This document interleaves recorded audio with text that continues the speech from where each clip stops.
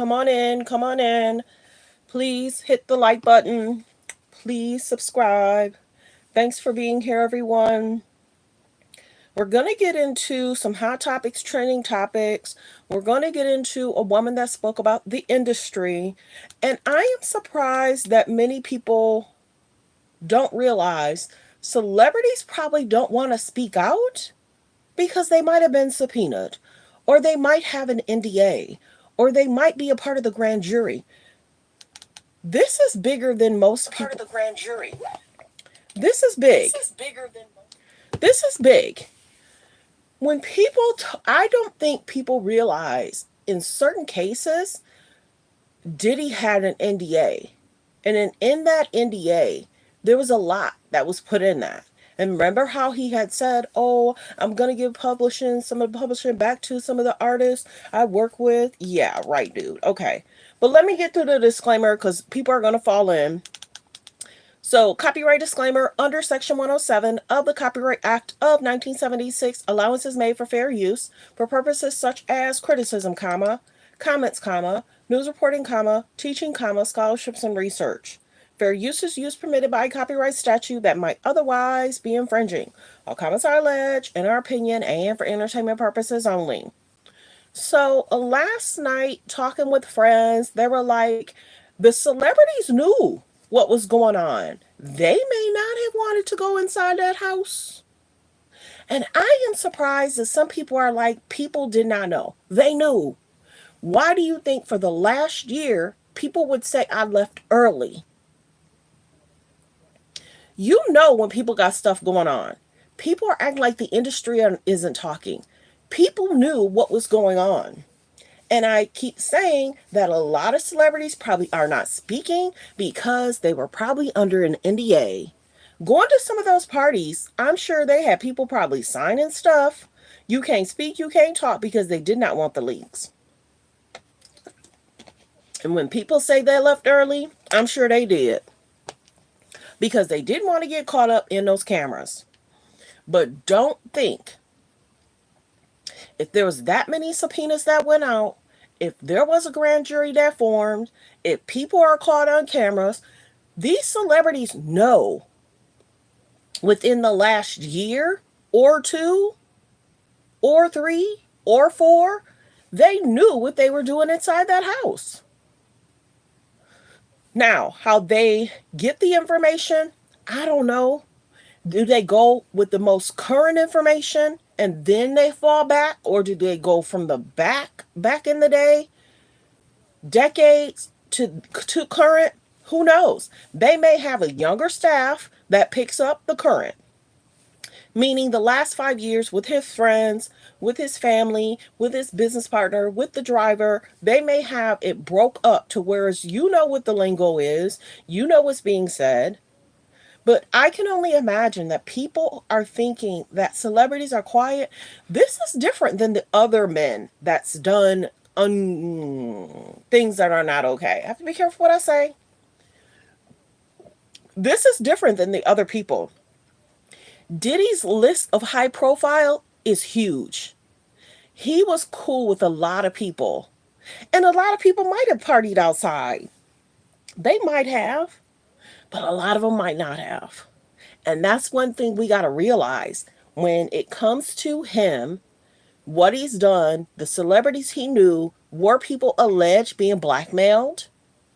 And what was it? Radar Online. Good morning, everyone. Was it Radar Online? I think Radar Online talked about the blackmail. Paris, check this out. Did you hear Piers Morgan last night? Let me know in the comments, Paris.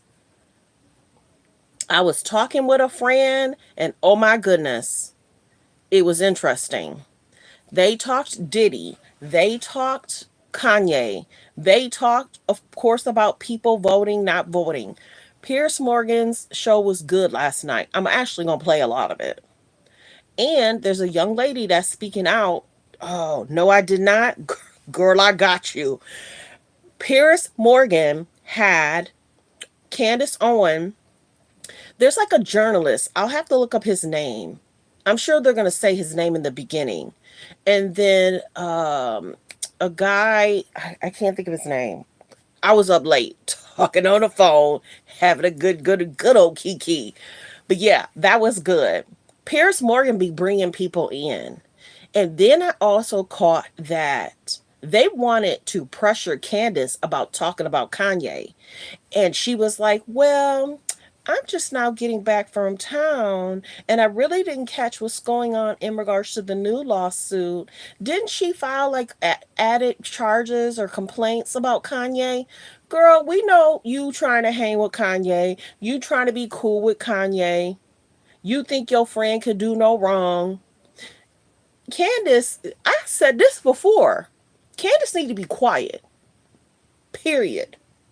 Because it's almost like, let's look into who she's dating and the family and who she's dating. And I think she likes to make them proud, and that's why she loves getting on these shows. When you go back and watch it, Paris, you're going to see her facial expression when the African American guy is speaking out. He's very passionate and he's going back and forth. He's arguing with Paris. Piers Morgan. He's saying stuff to Candace. And okay, well, you need to understand what I'm saying. And Piers Morgan doesn't cut off Candace, but he cuts off the guy. And the guy is just, whoo, I don't know. I don't know. I don't know. I'm gonna be general, Paris. When you watch it later, he is very um um he's very, we're gonna hear it in the tape. He's very argumentative. And I'm not used to seeing this reporter slash news guy like this. I don't know what was going on last night, but it got heated. It got heated. And I don't know. Something told me to just look up and see who he had on his show. Very, very, very, very interesting. But we're going to get to it. And y'all going to hear what was going on. Maybe, no. Let me just say, um, I've never seen him like that. And to be that argumentative and not, how do I say it? Um, I don't know. He was something last night, and I've never seen him like that. And he's normally so well spoken and so well educated and knowledgeable. I don't know what was going on with him last night. You just gotta watch. Go within the first 15 minutes, and we're gonna talk. You're gonna hear him just going off. But this is the other thing: the look on Candace's face when the African American black guy, whatever you want to say, whenever he was like trying to make his point, you could see the smirk on Candace's face. Like, see, look at you overreacting. You can't even almost get your thoughts together. It was interesting. Yeah, it was interesting. Okay, come on in, everybody. Like the video, like the video. Let me know where you're watching from. Press 3 if you're new and where you're watching from. Press 5 if you've been here and where you're watching from. We're about to get into some tea. There's also a young lady that's speaking out in regards to what happens at some of these events. But I'm here to tell you, these famous people are not speaking because they probably know that they you got to remember, some of these famous people might be in business with Diddy too. And we just don't know it. We just don't know it. Some of these famous people may have sat in or gave him advice about stuff, or we never know the dealings of, you know? Yup. But yeah, we're about to get into this clip. I want to play this young lady's clip. We normally wait till like 10 minutes, but I want to play this young lady's clip when she talks about the industry. And then I'm going to play a clip. We're going to talk Kanye too. I'm also going to play the clip. The young lady that filed the lawsuit about Kanye, she's speaking out because people are really mad with her about speaking out. So she's like, I understand that people are upset. And I kind of get why people want to be John Doe, Jane Doe. I get that because she's getting a lot of angry comments. And she was like, what makes y'all type that kind of comment? I know y'all might be upset with me. Y'all may not believe me. But what he did to me was wrong. And it's okay for me to basically speak up. So we're going to get to her comment too. But we're going to listen to this young lady first about the industry. So let me get to that clip. But man, oh man. Hello, everyone. Good morning. Good morning. Press 3 if you're new and where you're watching from. Press 5 if you've been here and where you're watching from. I see you, Paris. I see you. But yeah, I'm about to pull up. Let's pull up this clip first.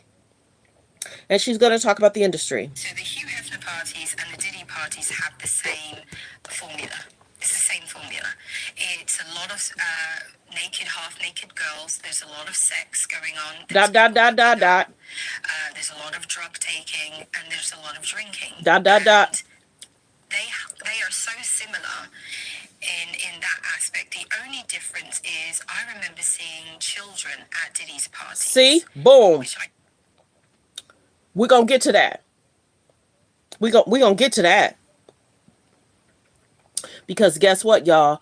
I think it's already been updated legally where they've added the children's names. I was watching some of my favorite. I try not to name people on here, but I was watching some of my favorites. I think they've already added the children's names to the legal document. It wasn't there before. So Diddy's lawyer is now mad, big mad, because it has that there's possible concerns with children. Yes. Yes. Similar in that aspect. The only difference is I remember seeing children at Diddy's parties. Alleged. Which I never saw at Hugh Hefner's house parties. I think he kept them separate. He would do, the kiddies Easter bunny hunt thing for the children and their bunnies and all of that. And then they would then do, the adult parties where I saw porn stars and sex in the grotto. Like the video. Hello, everyone. Good morning. Press 3 if you're new and where you're watching from. Good morning. Press 3 if you're new and where you're watching from. Press 5 if you've been here before and where you're watching from. We're going to listen to a few different clips, what's going on in the media, what's trending, what's being talked about, and then we're going to get into some hot topics. Oh, good morning, number 3. Hello, Lisa. Press 3 if you're new and where you're watching from. Press 5 if you've been here before and where you're watching from. Good morning, Washington. Good morning, New York. Let's keep it coming. Where are you watching from? Good morning, Ohio. A lot of new people. Good morning. Press 3 if you're new, where you're watching from. Press 5 if you've been here before and where you're watching from. So she's stating that there has been, okay, Hong Kong, there has been a difference in regards to the party scene. Let's go back. Interesting. Which I never saw at Hugh Hefner's house parties.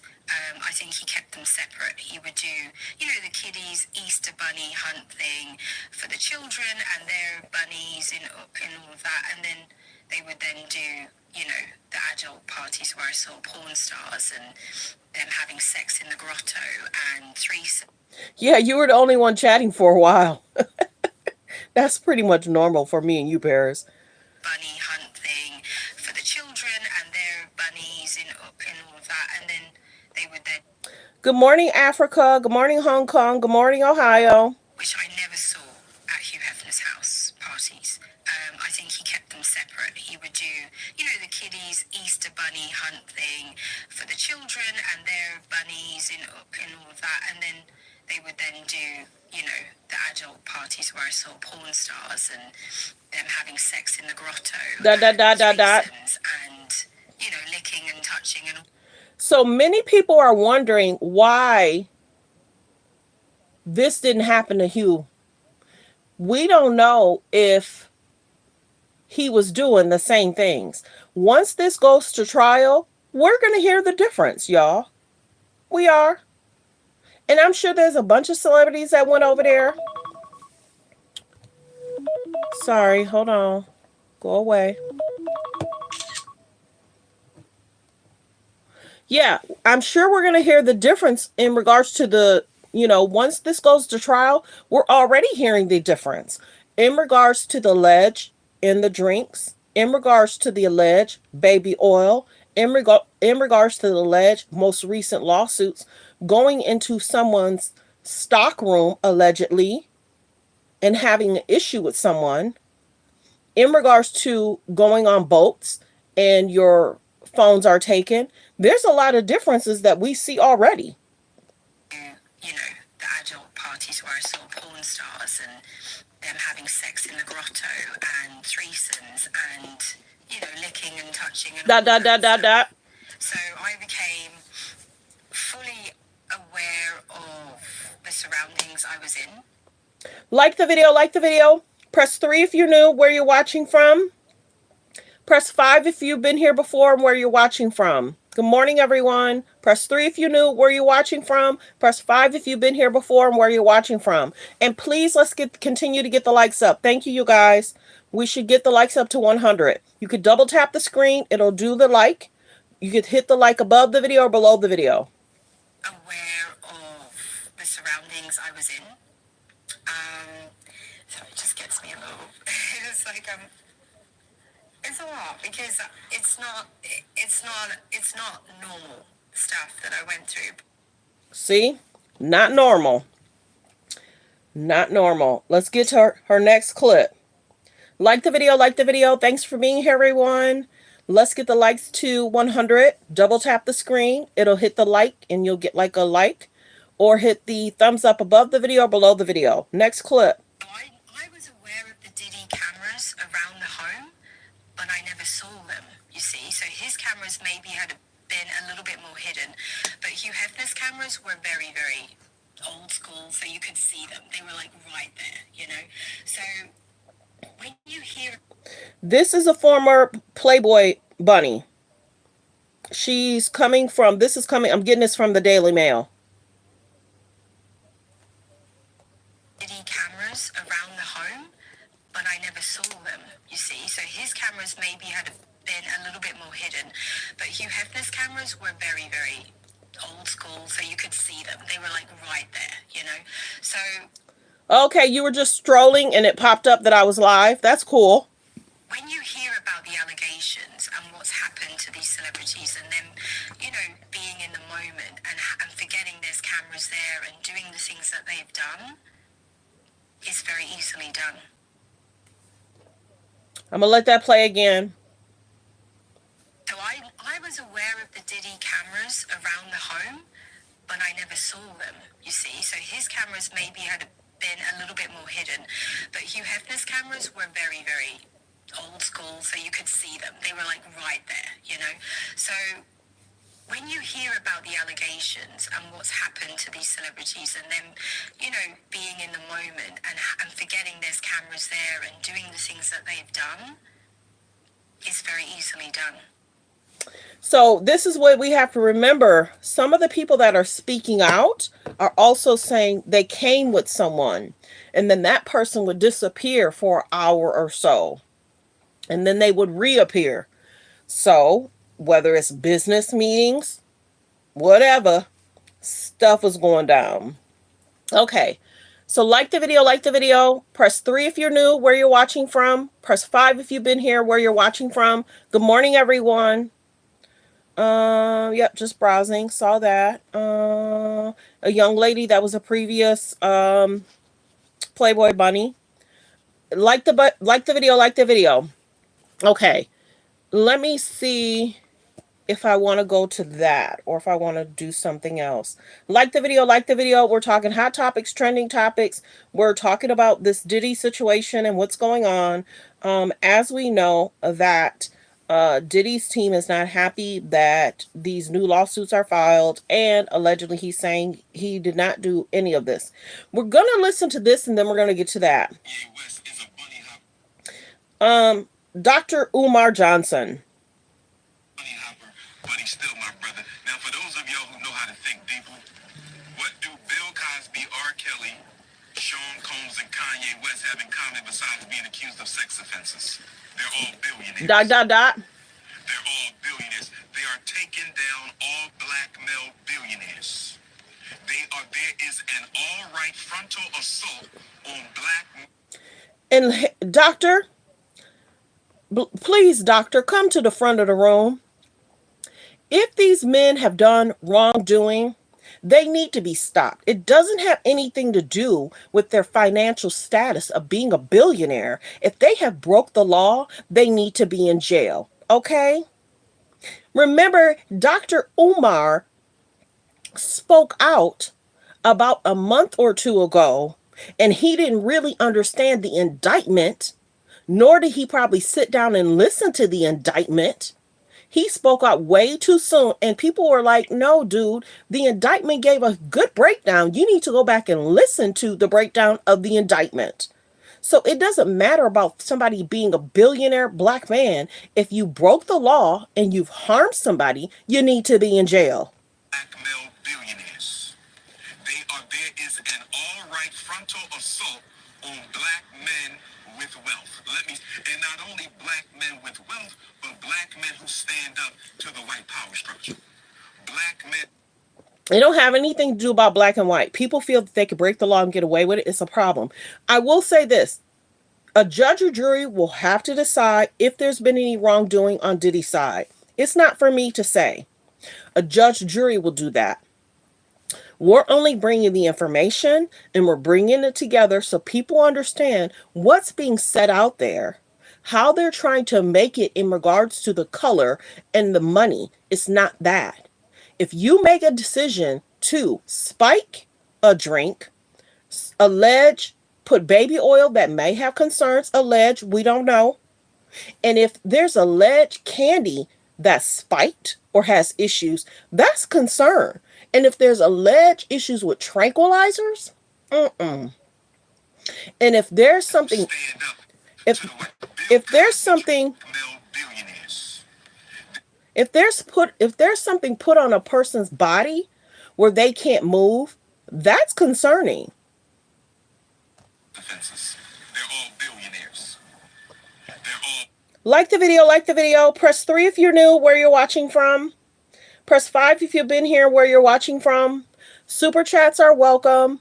Sometimes large things I can't see because I'm doing a bunch of stuff from behind the scenes. Oh, I actually have to do that too. Like the video, like the video. Double tap the screen, hit the thumbs above the video, below the video. Let's listen to Doctor. They are taking down all black male billionaires. There is an all-right frontal assault on black men with wealth. And not only black men with wealth, but black men who stand up to the white power structure.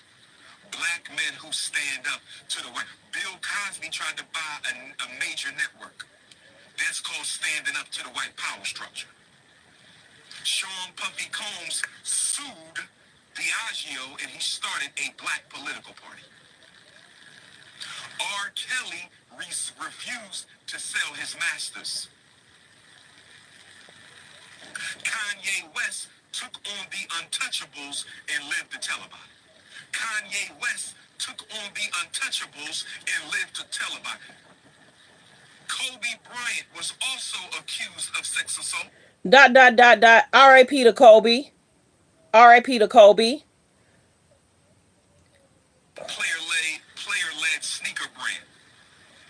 Kobe Bryant. Look at what they're doing to black male billionaires who don't bow down to the power structure. Look at what they do to the black male billionaires who don't bow down to the power structure. But the problem with you Negroes is y'all so used to... ... All right, Queen. Hold on, y'all. Butter Harmon. Kanye West is a bunny hop. All right, Queen. Are you kidding me? This is what some of us have to deal with in regards to bringing proper information. It doesn't have to do with their financial status. If they've hurt, harm, allege, Bill went to, and Kelly went to, and Kelly's still in jail. I have to be careful what I say. It's like, are you kidding me? Are you kidding me? I don't know if it's because he's getting older and he not paying attention, or if he just don't realize what's being alleged about the Bills, the Kellys, the Weinsteins. What are you talking about, dude? And when are you going to build that school and stop telling people to send you money? Hello? I'm going to play it again. I cannot believe this. I could not. Bunny hopper, but he's still my brother. Now, for those of y'all who know how to think deeper, what do Bill Cosby, R. Kelly, Sean Combs and Kanye West have in common besides being accused of sex offenses? They're all billionaires. They're all billionaires. They are taking down all black male billionaires. There is an all-right frontal assault on black men with wealth. And not only black men with wealth, but black men who stand up to the white power structure. Black men who stand up to the white. Bill Cosby tried to buy a major network. That's called standing up to the white power structure. Sean Puffy Combs sued Diageo and he started a black political party. R. Kelly refused to sell his masters. Kanye West took on the untouchables and lived to tell about it. Kanye West took on the untouchables and lived to tell about it. Kobe Bryant was also accused. R.I.P. to Kobe. And he was unalived because he tried to start his own professional basketball league headquartered in China. He also started his own player-led sneaker brand. Kobe Bryant. Look at what they're doing to black male billionaires who don't bow down to the power structure. Look at what they do to the black male billionaires who don't bow down to the power structure. But the problem with you Negroes is y'all so used to... All right, Queen. Hold on, y'all. Butter almond. Yeah, he must have saw something cute. That's why he hopped up and had to end his life. Are you kidding me? You can't make this stuff up. This is what people are hearing. He set up. It's because of his financial situation. What? Is he not paying attention to what these allegations are? And they're just allegations. They're just allegations. But it's something else of how people's stories are very interesting, sad, and scary. Hello, everyone. Good morning. Press 3 if you're new and where you're watching from. Press 5 if you've been here and where you're watching from. And let's continue to get the likes up. Let's continue to get the likes up. Please double tap the screen, hit the thumbs up above the video or below the video. We already talked about the concerns about the lace baby oil. We're going to get into, let me see. Hold on one second. I'm trying to remember if there was some. We're about to go ahead and get into this other clip. Like the video, like the video. Let me know where you're watching from. Press 3 if you're new, where you're watching from. Press 5 if you've been here and where you're watching from. Hello, California. Hello, Alabama. Hello, Utah. Hello, Texas. Don't forget to subscribe, everyone. We're almost at 30K. Hello, Michigan. Hello, Michigan. Like the video, like the video. Don't forget to subscribe. There's 300 and some people in here. If we can please get 300 people to subscribe, let's get to 30K. I ended my live. I thought I had to take care of something, and actually it was taken care of. I was like, ooh, I was on a good roll yesterday. But at least it's taken care of. When it comes to money, I have business to take care of. Okay, Big Meech has been released after 20 years. Don't really know much about, but I'm sure I'll look into. I'm just letting you guys know. Okay. Let's go ahead and get to like the video, double tap the screen, hit the thumbs up above the video, below the video. Now let's go ahead and let's get into some news. Let's get into some news. I like to bring y'all to TTT. And in regards to people's opinions, so we can fully understand what's being said and what's being talked about. Let's see. I just played that clip. Tonight, developing news in the growing Some clips may play a little fast because I'm not trying to get in trouble. Some clips may play a little fast because I'm not trying to get in trouble, but I want to bring out the tea. Like the video, like the video. Can I get 300 people to subscribe? Turn on your notification. We're trying to get to 30K. Let's go ahead and play this clip. Good morning, everyone. Thanks. And allegations. Thanks for subbing. I appreciate that. Thanks for subbing. I appreciate that. Yeah, this baby oil situation is concerning. And if we're hearing that candy was concerning too, you may be in there and just, oh, I just want something sweet. Or I just, you know what I mean? What? Against hip-hop mogul Sean Diddy Combs. Now one woman is accusing him of a sexual assault here in the Bay Area. The suit was filed in just the past 24 hours. ABC 7 News reporter Payne has the details. We do need to warn you, the allegations are triggering. In disturbing detail, the latest civil lawsuit against rapper Sean Diddy Combs breaks down a horrific scene inside an Orinda apartment in 2018. Very savage gang rape. A woman claims to have met Diddy over FaceTime in 2018 after running into one of his friends at a bar. During that conversation, her attorney said the woman made a comment that upset the rapper. Told Mr. Combs she believed he had something to do with Tupac's murder, so she wasn't interested or impressed with seeing him. The lawsuit says a month later. Oh, that was the one in regards to the Tupac situation. I can't play that one. We're going to have to get to a different video. What it's basically saying, she was wondering if Diddy had something to do with Pac passing. Diddy was basically like, alleged, you're going to pay for that. And then alleged she was set up. And alleged something transpired. So they get too graphic in regards to that clip. But there is a lawsuit that was put out about 2 days ago. Yeah, that one's too deep. Next clip. Senior investigative correspondent Aaron Katursky is tracking that case. Morning, Judge, to fulfill his sexual desires, federal prosecutors have said Sean Combs abused, threatened, and coerced multiple women. He's now asking the judge to order prosecutors to identify them. Combs is pleaded not guilty to racketeering, conspiracy, and sex trafficking charges, and his lawyers say he... Okay, what they're about to tell us is that Diddy and his team want to know who these new cases are. They want to know the names. Because why? Diddy wants to be able to reference, if he knows them, what really transpired. That almost goes to show you certain stuff he might have forgot. Maybe because he was intoxicated. Or maybe because this has been going on for so long. But you got to realize, too, the people that are speaking out are having issues and they're being harassed.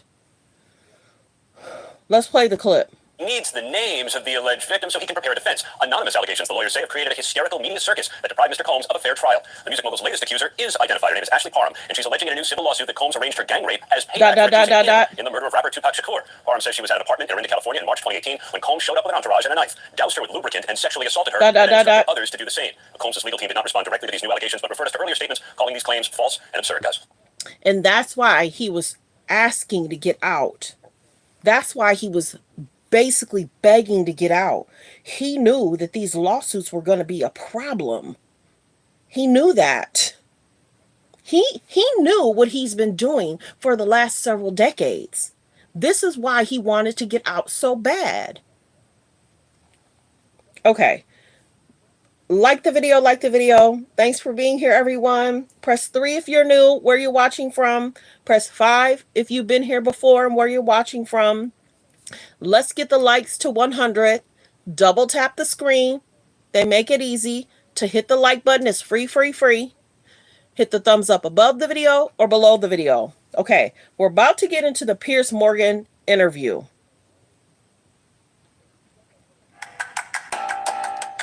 Hold on one second. Like the video, like the video. I thank everyone for being here. Good morning. And if you've already subscribed, thank you.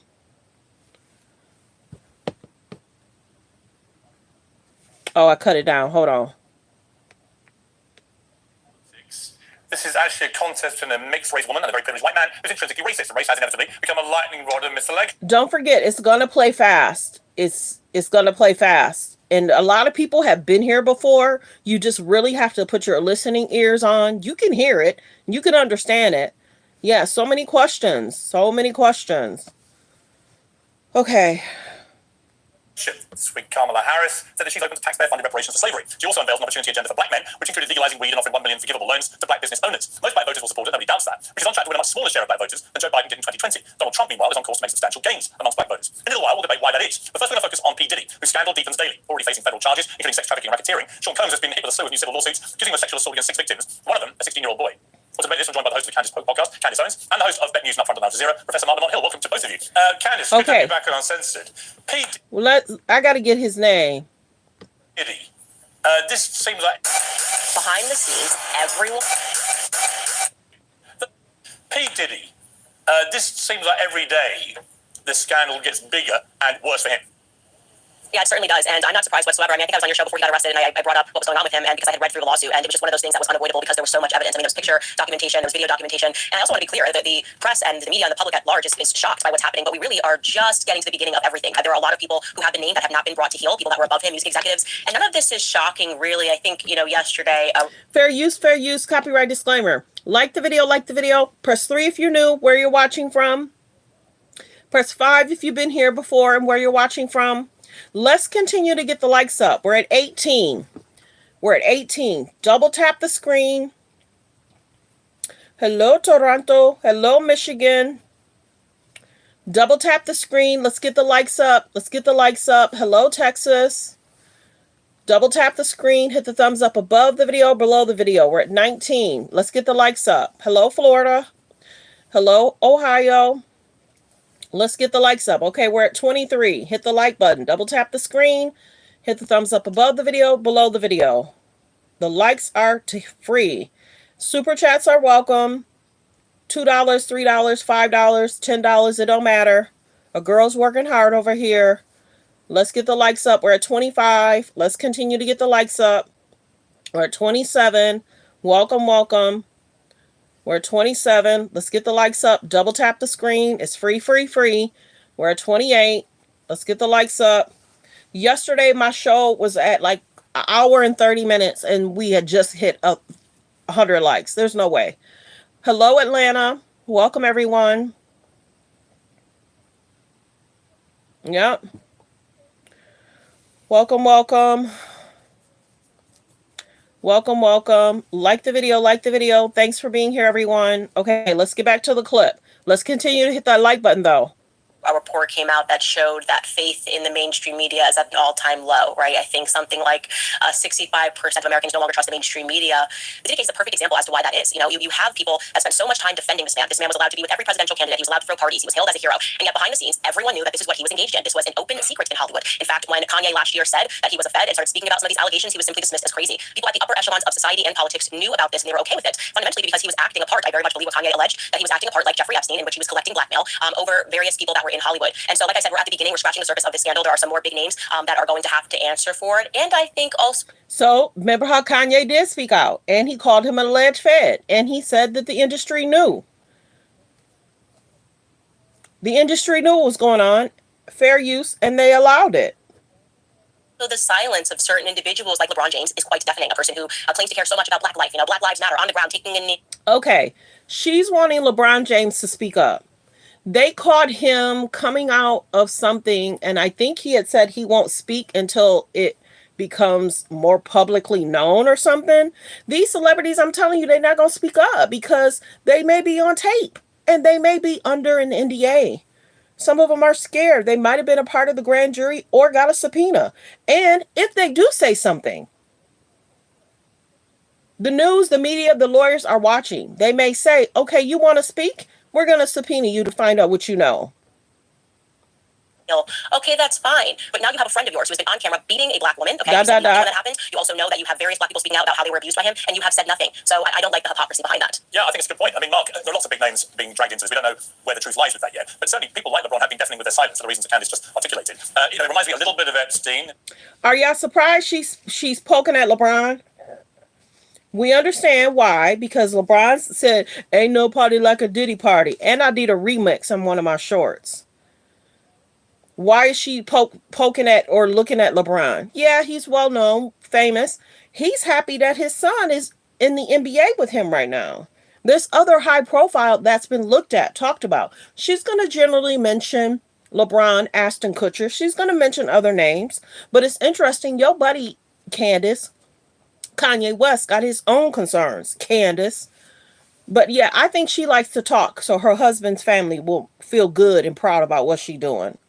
Let's continue with the video. Like the video. Press 3 if you're new, where you're watching from. Press 5 if you've been here, where you're watching from. Let's continue to get the likes up. Let's continue with the video. Fair use.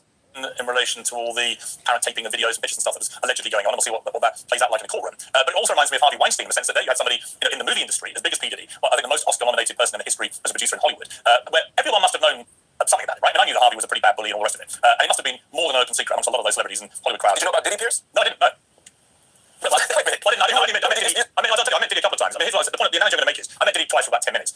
Harvey I knew a lot better, and I knew, and there was unsavory sides to him. I didn't know about all the rape stuff that then emerged, but I do believe there must have been a lot of people who did know that stuff, who were around Harvey Weinstein at a close enough level to know that. And I certainly believe with P. Diddy that there were a lot of people who were going to these freak-off parties and so on, who must have known for many, many years that all this stuff was going on. That's the parallel I'm drawing. No, I just said parallel you're drawing. Let's take a step back. Because do y'all remember, was it yesterday or the day before? I told y'all, allegedly, someone comes from inside, they come outside, and they hand young women flip-flops to come inside. And they allegedly hand them white flip-flops. So if you're standing in a crowd and one of Diddy's people walk up to somebody that's standing outside, hey, we choosing you. Put these on and go inside. Don't think, if this is allegedly what happened, don't think famous people did not know or people did not know.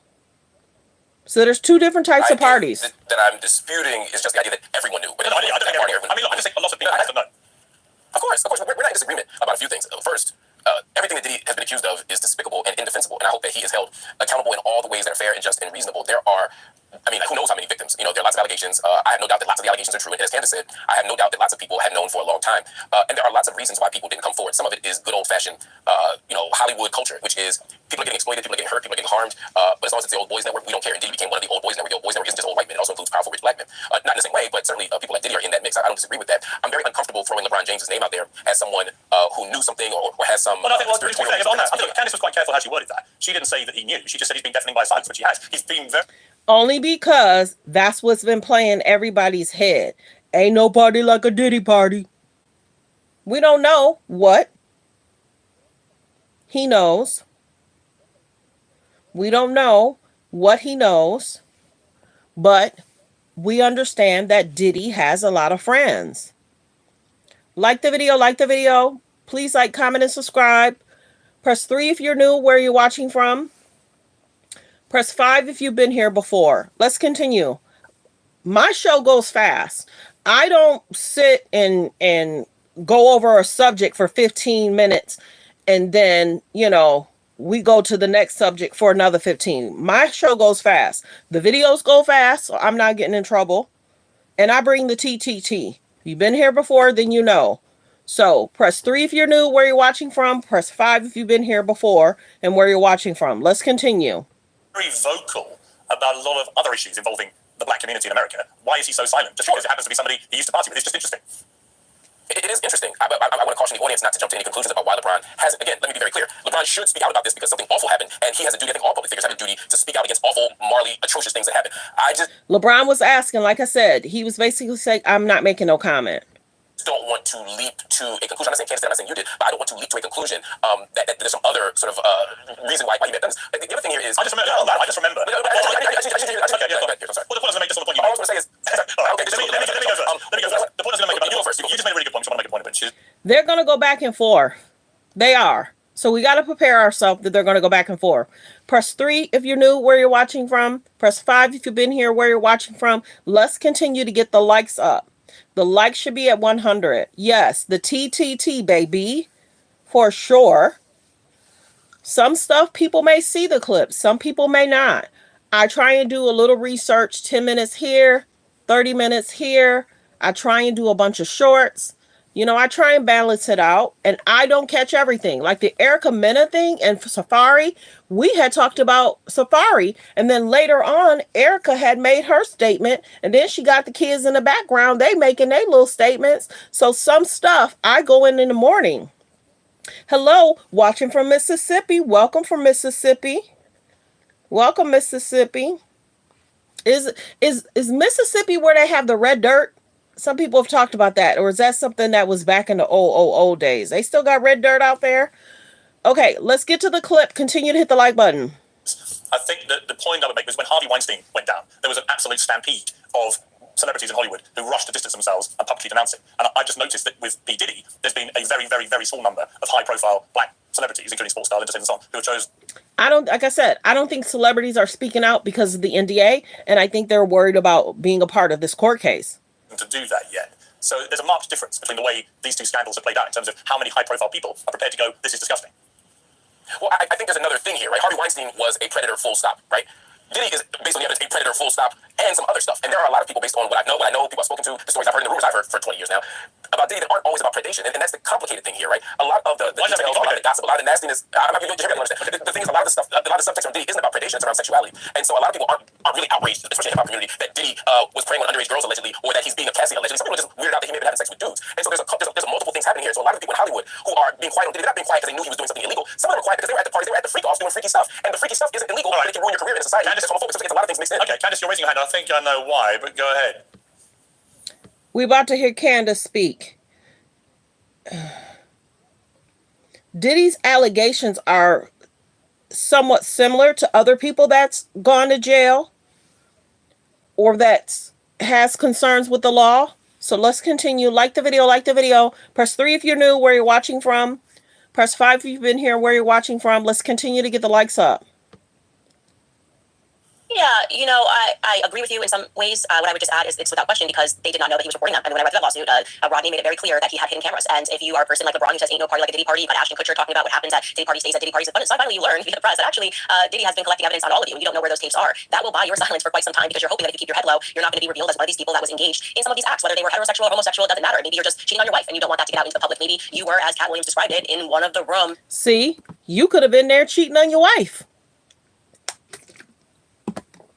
And then you might have to get on the stand and say what you possibly did at the party. These famous people are scared. It can affect their businesses. Some of these people could go through a divorce. Some of these people might break up with their girlfriend or boyfriend. These famous people are scared. It could mess with their brands. He said you could just walk around the house. He said this on stage years ago. You could walk around the house and you would see people engaged in various sex acts. And again, Cat Williams was someone who was dismissed as crazy and dismissed as a drug addict. It turned out that, or it seems that these allegations are proven to be true, and I believe they are, that he was telling the truth. And I think that is the reason that so many of them are silent, because they were doing things. They thought that they were his friend, that they were bad boys for life, and that he would keep things silent, when in reality he was just another Jeffrey Epstein type character, and they're scared for their lives. Yeah. Especially if you're someone like LeBron James. I'm not alleging that he is caught in something terrible, but if he was caught in anything and you're LeBron James and you've made your mark on talking about the ills of society and you have minted yourself a king and you're speaking out on the black community and they find out you're the room over while someone's getting raped potentially, not going to look good. Well, I just think that we don't know, as you say, where the truth lies with this, and we're not inferring anything against LeBron or Ashton Kutcher or anybody else. Correct. You know, I had Jaguar Wright on, who made a number of allegations against Beyonce and Jay-Z, which we were not able to independently substantiate, which were vigorously It's denied. ridiculous that they sent you a cease and desist. Well, they just said these allegations are completely. They sent you a cease and desist. Well, no, I'll tell you what they said. It wasn't even that. I'll tell you what happened. They just said, look, these allegations are completely untrue, and we will sue you if you don't take them down. We had no way of independently verifying anything she said in relation to Jay-Z and Beyonce. Now, So he's talking about he had to take the clip out in regards to what Jaguar Wright had to say about Jay-Z, Beyonce, who was pretty cool with Diddy, who was pretty cool with Kanye for a little while, but Kanye separated himself from Jay-Z and Beyonce years ago. And Kanye's had a lot to say. So these celebrities have been hanging tight, having a good old time. Let's continue. Fair use. Who knows where this scandal goes, or what names get dragged in and in what way? But what it's taught me is you just have to be careful when a story like this breaks, that when we put big names into the scandal, you just don't infer anything wrong yet. The only thing we can say, which is, I think, pertinent to this, comes back to what we said at the start. When people who are as normally vocal as LeBron, who can be as condemnatory as he's been publicly about all manner of issues, when they're completely silent about something as big as this, and you know they were good friends with B. Diddy and were at the parties and so on, you just raise an eyebrow, right? And you would about everybody. And it may well be what, as Candace says, Mark, it might be a sense of unknown, not knowing what's on tape here, not wanting to get involved at all. Totally understand it. But I do remember, by marked contrast, the number of people in the Weinstein scandal who raced to publicly disown him. And interestingly, with Epstein, that didn't happen with him, because he also had a lot of It's interesting. It's an interesting point, Piers. Again, Diddy is very interesting in that for the last 30 years, he has taken pictures and partied and hung out with everyone. Yes, he's hung out with politicians, but I guarantee you a lot of the politicians, I ain't saying all of them, but a lot of the politicians had no idea what was going on behind the scenes. When you go to a Diddy party, there's levels to the Diddy party. Yeah. There's the Diddy party at the club, there's the Diddy party at his house, then there's the after party, then there's the after party, right? I've been in any of those after parties or after parties, or any of those parties, in fact. So I'm just speaking as a researcher here and as a journalist. I'm saying that there are levels to it. So there are lots of people who go to the Diddy parties that don't know any of that. But if you find out that all these awful things happen at Diddy parties at 4 a.m., it's hard to go to the media and say, yo, I was at the Diddy party, but I left at 12, I was in the Hamptons, but I didn't go to the next location. And so I think a lot of it is fear of public relations. And we've said that a lot of famous people over the last year has said, yes, I've been, but I left early. So what is that insinuating if you would have stayed late?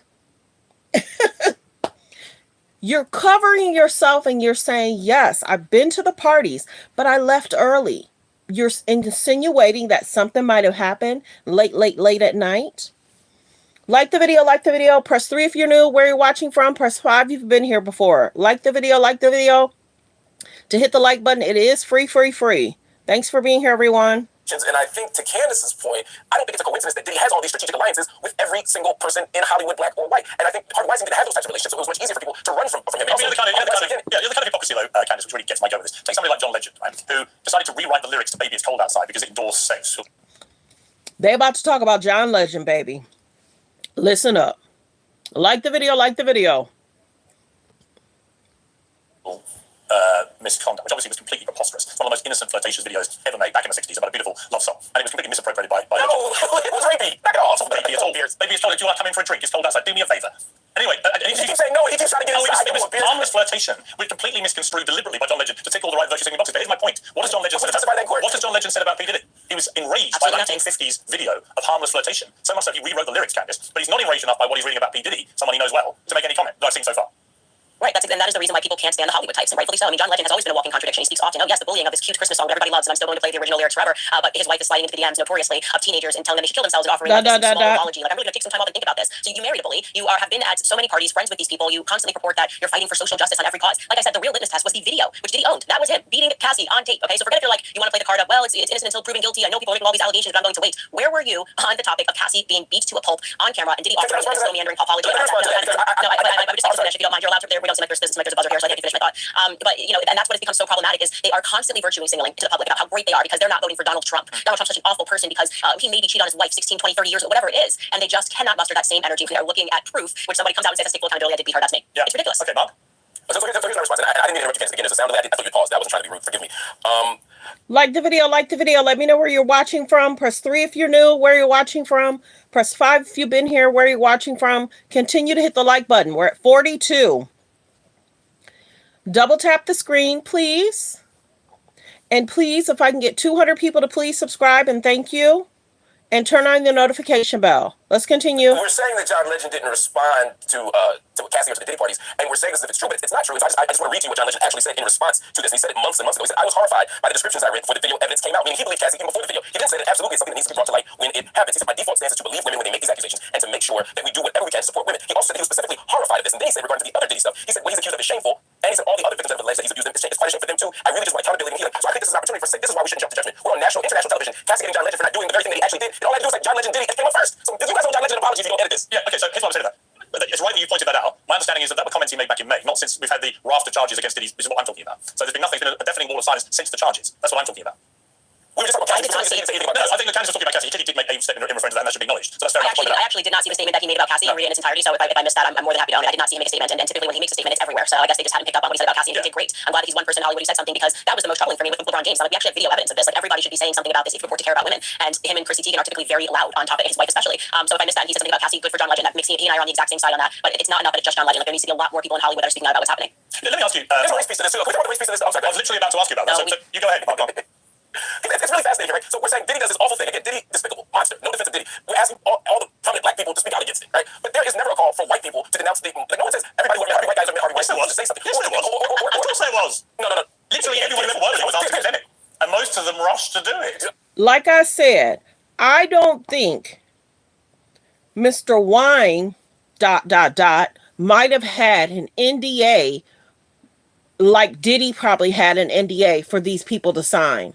I think that there was different levels of what Diddy was doing and Mr. Wine. I think there's different levels to it. I do. Piers, I want you to listen to what I said again, because you just disagree with the point I did not make. I didn't say that everyone in Hollywood was not challenged to address Weinstein. I said there's a race piece to this. And people, by virtue of being black, are asked to denounce Diddy because they're supposed to be representing blackness in the black community. No. I'm not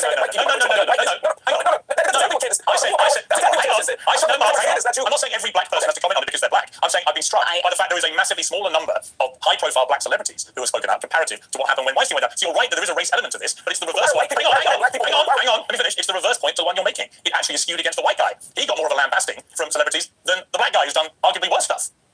I wish I had the same race. It's amazing, Mark, that you always see a race angle here. The reason why I specifically called out LeBron James in these types is because they themselves are wearing the same race goggles. They purport to be the superheroes in the black community that every time there's some sort of a social injustice playing out against the black victim, they use their platforms to speak out about it because they say, oh, it's so unfair that black people are not being believed. It's so unfair. Hashtag George Floyd, hashtag this person. So if you are going to assert yourself as a leader when black people make claims before they're proven in court, this might be a good time to do it. When you have a man who had so much power in Hollywood and you just have an onslaught of black artists coming out saying that they were victimized by him, it might be a good time to use your platform. I'm calling out the hypocrisy and the double standard of that. If LeBron James had kept his mouth shut on every other issue and said nothing, I wouldn't be like, hey, why is LeBron James being quiet on this issue? I'd say he doesn't typically weigh in on anything. So would it make sense to put pressure on him to do it. That would be the scenario in which what you are saying would make sense. It's the exact opposite. I'm saying keep the exact same energy that you have had on every other black issue when it comes to your door and it pertains to a friend of yours that you were partying with. I think that's pretty sensible. Yeah. Mark, where is Josh? You might respond to that because I just there's 3 points I made that I just want. First thing is I'm rejecting the narrative that I introduced race into this conversation. The conversation You literally said you wanted to bring race up. You did. You literally said. I understand that. So they're going back and forth with him about him stating it's a race concern. Like the video, like the video. That was in response. You did it. I'm going to ask you to allow me to finish a sentence uninterrupted the way you have Candace. Then you can hear why you're actually not correct. Hear what I'm saying? When I said I want to bring race into this, it was in response to the point that Candace had made 5 minutes prior. When you watch this on TV or YouTube, rewind, then you'll see this. When she said LeBron James has spoken out for the black community, right? And historically, but isn't saying anything here. That was the first time that race was mentioned. My invocation of race was in response to that. And as you can see just a moment ago, when you disagreed with me, you were saying that you weren't asking. You were saying that there's a relatively lower response from the black community on this issue than prior issues. Not black community. Not black community. High-profile celebrities. Fair enough. It's a much smaller part of the community. I agree with you, but the fundamental point here is when I said I introduced race, it was to respond to a claim that was already racialized around LeBron James 5 to 10 minutes prior. Now, to actually address the issue that I was responding to because I didn't introduce race to the conversation. The idea here for me is when Harvey Weinstein does something, Hollywood has to respond. When Diddy does something, black people have to respond. Now, I happen to believe that as a black person with a public platform, an athlete, an actress, or a journalist, we should respond to the Diddy thing. I don't think that we should ignore our responsibility. I'm okay. But And Diddy hung out with everybody. He wanted to be seen in pictures with everybody. If you've been here before, we've seen Diddy with famous people, well-known people, basketball players, soccer players. He's been spotted with many. I think he definitely wanted different high-profile people to come to his event because then he could say, oh, so-and-so came to the event. And the next week, another person would want to come to the event because they're thinking that they're going to run into somebody. Think about it. People love to be around famous people. And if you can get into the party for free, and there's a possibility that you can lay your eyes on a J or a B or a Kanye, come on. You may be outside, but some of these people wanted to be around famous people, believe it or not. my complaint is that when black people don't do it, we are criticized differently than when the white guy does it. No, I'm sorry. The idea that people were running around asking random white people in the street about Harvey Weinstein is ridiculous. They're not doing it. I didn't say that. And they're not doing it with random black people in the street. I didn't say that. I told you, Paris, they was going to be going back and forth. This guy is very argumentative. You can go to Piers Morgan. You can kind of see who was on there. They're going back and forth about the race concerns. It's almost the same of what Dr. Umar was saying. Maybe he felt that he can get away with XYZ because he felt that he was rich, famous. Remember how Wendy Williams was saying, baby, that's scary that your man that's extremely rich can just get on his private jet or plane and just fly to your city if you don't want to talk to him. She said dating Diddy or any famous guy like that, when you hear about the control part of it, it's scary because he could literally pop up in your city at any time and do business on the plane. I remember when Wendy said that. I think I played the clip like 2 weeks ago. Like the video, press 3 if you're new, where you're watching from. If I can please get 200 people to please subscribe. We're trying to get to 30K. Let's continue with the clip. Thanks for being here, everyone. That's a straw man. That is a straw man. That's not a straw man. I didn't say random white people. No, you are conflating. I didn't say random white people. I said random white people in the street. I said white people in Hollywood. I said white people in Hollywood. You are conflating in the street. I understand, but I'm deliberately... I don't think you could say I would like to... I'm going to fast forward it because they were going back and forth and it was ridiculous. Introduce race and then 30 seconds later say I did not introduce race. I mean, the records will show you definitely introduced race, and I brought up LeBron James and for a very specific reason, because he was quite literally at the parties and because he's used his... Press 3 if you're new, where you're watching from. Press 5 if you've been here, where you're watching from. Hello, Alaska. Press 3 if you're new, where you're watching from. Press 5 if you've been here before and where you're watching from. Yes, the blackmail part of it. Yes. Yes. I feel alleged that could have been a concern. Allege. Platform to speak out on black victimization, not because he was black. I was pointing out the astounding hypocrisy. I didn't say, let's talk about LeBron James because he's a black man. I mean, I would have brought up tons of other black people and said, where are their voices? But it wouldn't have made sense because they don't hang out with him and they don't use their platforms. And I did bring up Ashton Kutcher as well and very many other celebrities. I'm pretty sure Chrissy Teigen is not black. She's Asian. So I'm completely confused, completely lost at what point you were trying to make there. I do think that you do tend to see things through the vein of race because when people are just making a sound point about why it is that there is some interest in LeBron James' silence right now. And I think he should speak out because he had a friendship there and because he reports that he cares so much about black victimization. And there was a long list of black victims. I think there's songs you can disagree with it. Yeah.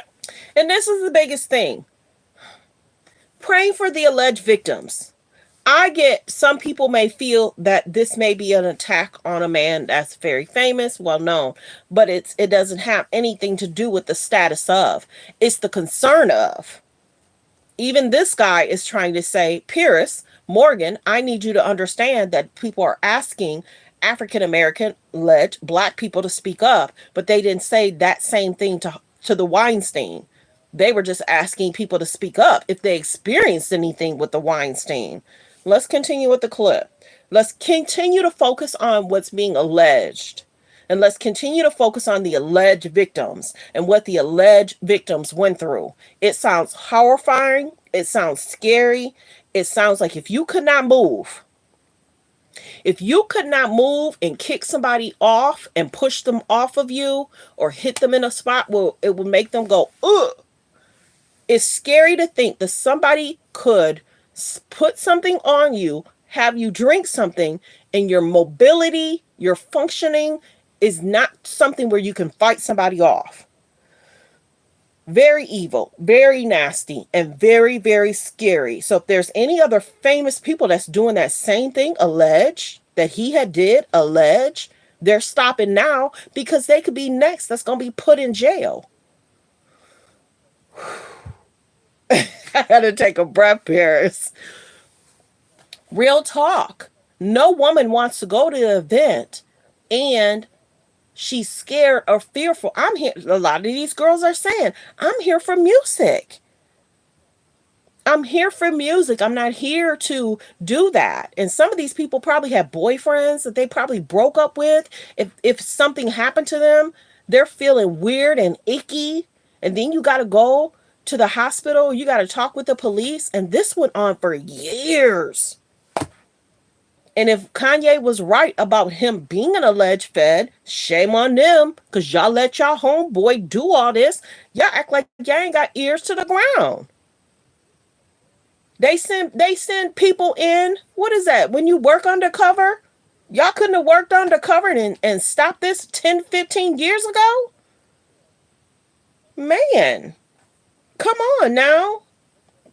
That's the only thing that upsets me. If these allegations are true, a judge jury will have to decide. Why did y'all stop this 15, 20 years ago? You know how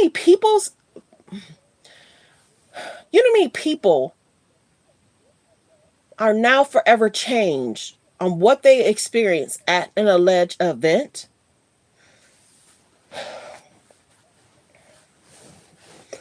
Okay. A judge jury will have to decide if there's any wrongdoing. Those transcripts are going to be so telling. Whatever the lawyers present is going to be so telling. Like the video, like the video. Let's get the likes to 100. Double tap the screen. They make it easy to hit the like button. It's free, free, free. Let's get the likes to 100. We're at 45. Welcome. We're at 45 likes. Welcome. Let's continue with the clip. And Mark, before you respond, Mark, you also, I believe, correct me if I'm wrong, I think you said that there wouldn't have been the attention on the raid at Diddy's home, for example, if he'd been a white rapper. To which I would say, if that'd been Eminem at the height of his power, I believe you said before in a previous debate or interview that there wouldn't have been the same attention that was given to the raid on Diddy's home. Whoever's being indicted, it don't matter. That's here they go again with the color. If you're being indicted and the feds are coming in, it don't matter who you are. They gonna do whatever they gotta do to protect themselves, and it's gonna be a very similar situation to what happened at Diddy's homes. No, people did not like that the kids were there and he was off about to travel somewhere, and the kids are in handcuffs on the ground. They're being escorted out. People didn't like the visual of what was happening, but their father was traveling. Why wasn't his sons with him? They check this. If he knew, they said he knew since January. If you knew since January, and when the mule got arrested, why didn't they arrest him then? That's the interesting part. If he knew since January, why didn't they arrest him then? Because they wanted to do it in their own time.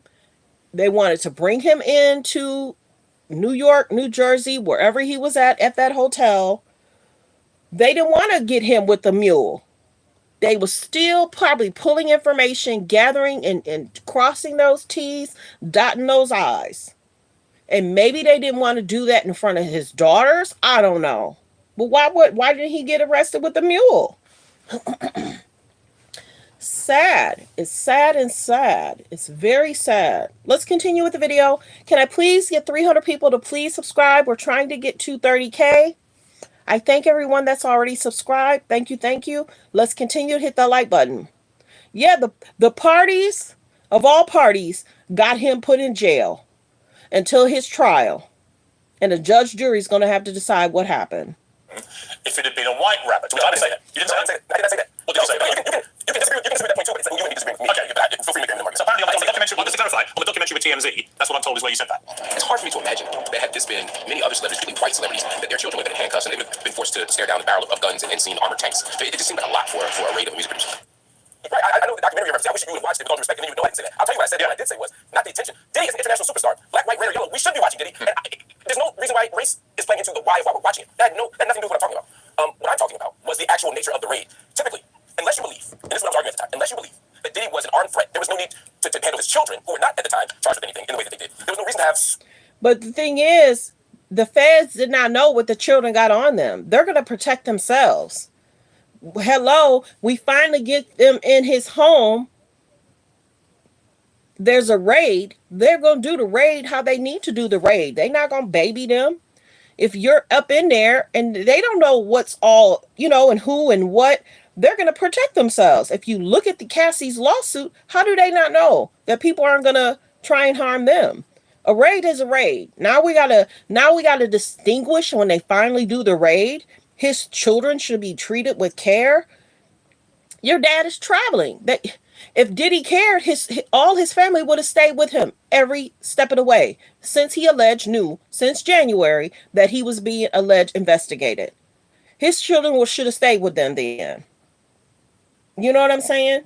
And maybe he didn't want them traveling because all eyes are on him. But then the mule is with you. But you got your daughters with you, and the mule got substances. What? Almost like the National Guard's full military infrastructure to do this. I think they should. I'm not saying they should have raided the house. I'm not saying they should have arrested Diddy. I'm not saying any of that. I'm saying that what my comparison is, they would have done that to Mark Cuban. That's my point. But there's not. Now, as more evidence. Now, Mark Cuban gonna be like, how did I get in it? He just dropping names. How did I get in it? Mark Cuban ain't got nothing to do with this. Mark Cuban don't even seem like the same type. Why isn't this dude not mentioning somebody else that's like a partier? You know what I'm saying? I'm going to give Mark Cuban grace. Mark Cuban is not like a Diddy from what we see. Let's continue with the video. Can I please get 300 people to please subscribe? Let's get the likes to 100. Thanks for being here, everyone. Press 3 if you're new, where you're watching from. Press 5 if you've been here before and where you're watching from. We're at 51 likes. Let's continue to get the likes up. We're at 51. Double tap the screen. Hit the thumbs up above the video or below the video. Hit the like button. It's free, free, free. We're at 52. Thank you. Let's continue to get the likes up.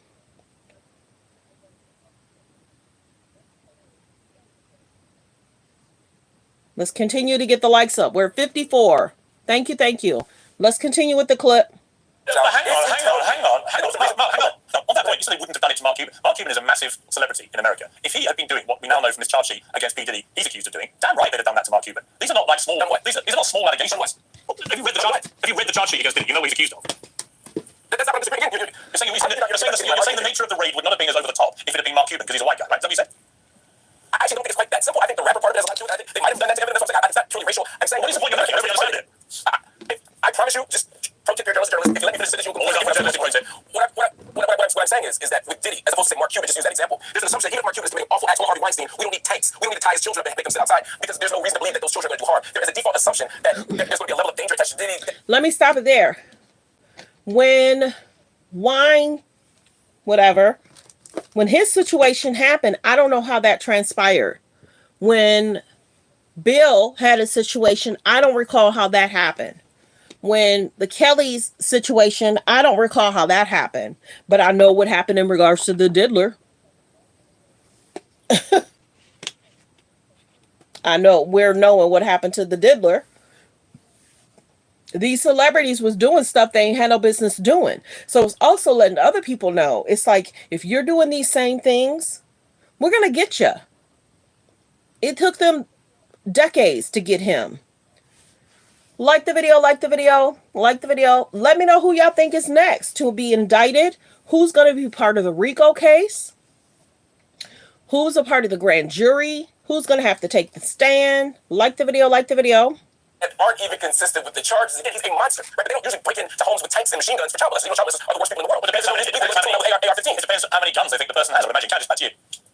Yeah, so I just wanted to bring up a friend of mine, James O'Keefe, who got braided by the feds and had guns pointed at him over a diary, Ashley Biden's diary, and they didn't even publish. He's a white guy, had nothing to do with anything, and eventually was not found guilty. So this is the way that they act during raids. Regarding his children, if you read the initial lawsuit with Lil Rod, there was a very credible allegation, which Lil Rod made, that he was there the night that Puffy Diddy, whatever his name is today, that his son was involved in the shooting that was in the bathroom. So it was obviously understandable that they may have thought, given the allegations, that his son had something to do with it. His son was listed all throughout the lawsuit. So when they were raiding them, they were probably also raiding the sons as well. That was my main assumption when I saw it. But I do think it's completely absurd to suggest that there was... Like the video, like the video. Come on in. Like the video, like the video. I'm about to play another clip so I can go grab me something to drink. I am thirsty.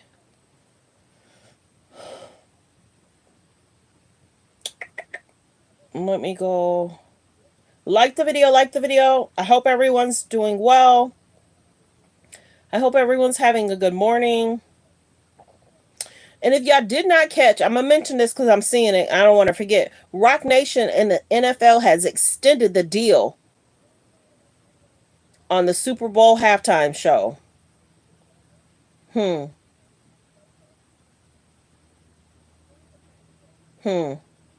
Interesting. Like the video. Let me know where you're watching from. Press 3 if you're new, where you're watching from. Press 5 if you've been here, where you're watching from.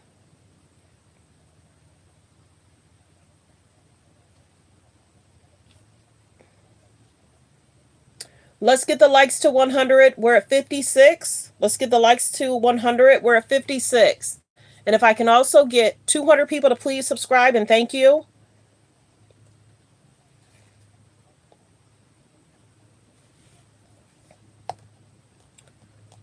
We're going to play this one real quick. Parties have the same formula. It's the same formula. It's a lot of naked, half-naked girls. There's a lot of sex going on. There's people hooking up. There's a lot of drug taking, and there's a lot of drinking. And they are so similar in that aspect. The only difference is I remember seeing children at Diddy's parties, which I never saw at Hugh Hefner's house parties. I think he kept them separate. He would do, the kiddies' Easter bunny hunt thing for the children and their bunnies and all of that. And then they would then do, the adult parties where I saw porn stars and them having sex in the grotto and threesomes and, licking and touching and all of that stuff. So I became fully aware of the surroundings I was in. So it just gets me a little... It's like, it's a lot because it's not normal stuff that I went through.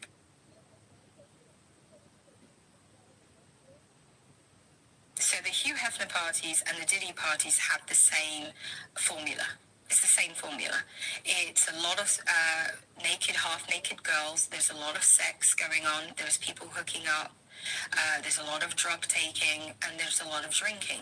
And they are so similar in that aspect. The only difference is I remember seeing children at Diddy's parties, which I never saw at Hugh Hefner's house parties. I think he kept them separate. He would do, the kiddies' Easter bunny hunt thing for the children and their bunnies and all of that. And then they would then do, the adult parties where I saw porn stars and them having sex in the grotto and threesomes and, licking and touching and all of that stuff. So I became fully aware of the surroundings I was in. So it just gets me a little... It's like, it's a lot because it's not normal stuff that I went through. Like the video, like the video. Thanks for tuning in. So the Hugh Hefner part. Next clip. Let me know where you're watching from. Press 1 if you're new, where you're watching from. Press 2 if you've been here, where you're watching from. Let's play this other clip. She said, thanks for being here. Never saw them, you see. I was aware of the Diddy cameras around the home, but I never saw them, you see. So his cameras maybe had been a little bit more hidden, but Hugh Hefner's cameras were very, very old school, so you could see them. They were like right there, you know. So when you hear about the allegations and what's happened to these celebrities and them, you know, being in the moment and forgetting there's cameras there and doing the things that they've done, it's very easily done. Oh.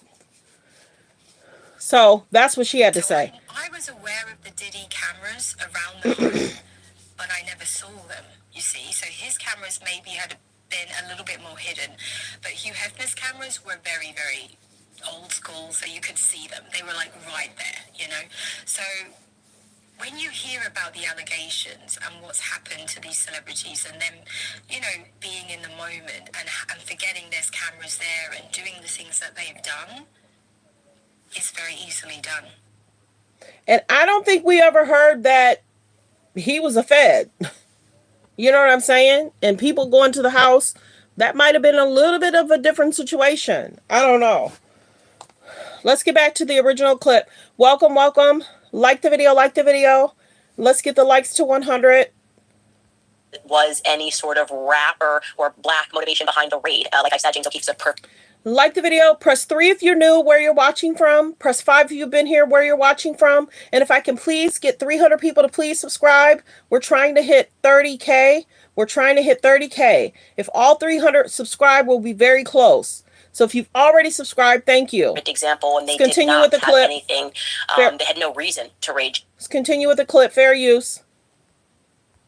James O'Keefe in the manner that they did, and they did while he was in his boxers at like 3 a.m. in the morning, and they put AR, they put guns to his head. So I just completely dispute that. Candace, something just linked but separate. You've just been with Kanye over in Japan, I believe you saw him, and that happened at the same time that. Okay, so they're about to ask her about Kanye. We see that Kanye has his own concerns, his own allegations. Let's see how she shuck and jives about Kanye, who is her alleged friend, but she had no problem talking about Diddy. Let's keep it the same energy, Candace. An 88-page lawsuit filed against him, alleging that he drugged and raped an ex-assistant while at one of Sean Diddy Combs' parties. This came from an influencer and former OnlyFans star Lauren Picciotto, who's already sued him before. She claims that the rapper regularly has sex with employees and a rotating list of guests at his Yeezy company offices and makeshift bedrooms and so on. What's your reaction to that? I mean, is Ye potentially another Diddy here? What are we looking at? So I actually didn't read the lawsuit because I just flew over from Tokyo yesterday, but were there videos and documentation of that, or is she just alleging that in a second lawsuit that she's filed? I'm asking seriously. Yeah, I mean, can I ask a question? Oh, sorry. Yeah, go on. Candace, and I mean, if you read the lawsuit and it seems credible, I know you want to go through the legal process, but would you denounce Kanye's actions or the allegations against Kanye? So they're asking Candace, will she denounce Kanye?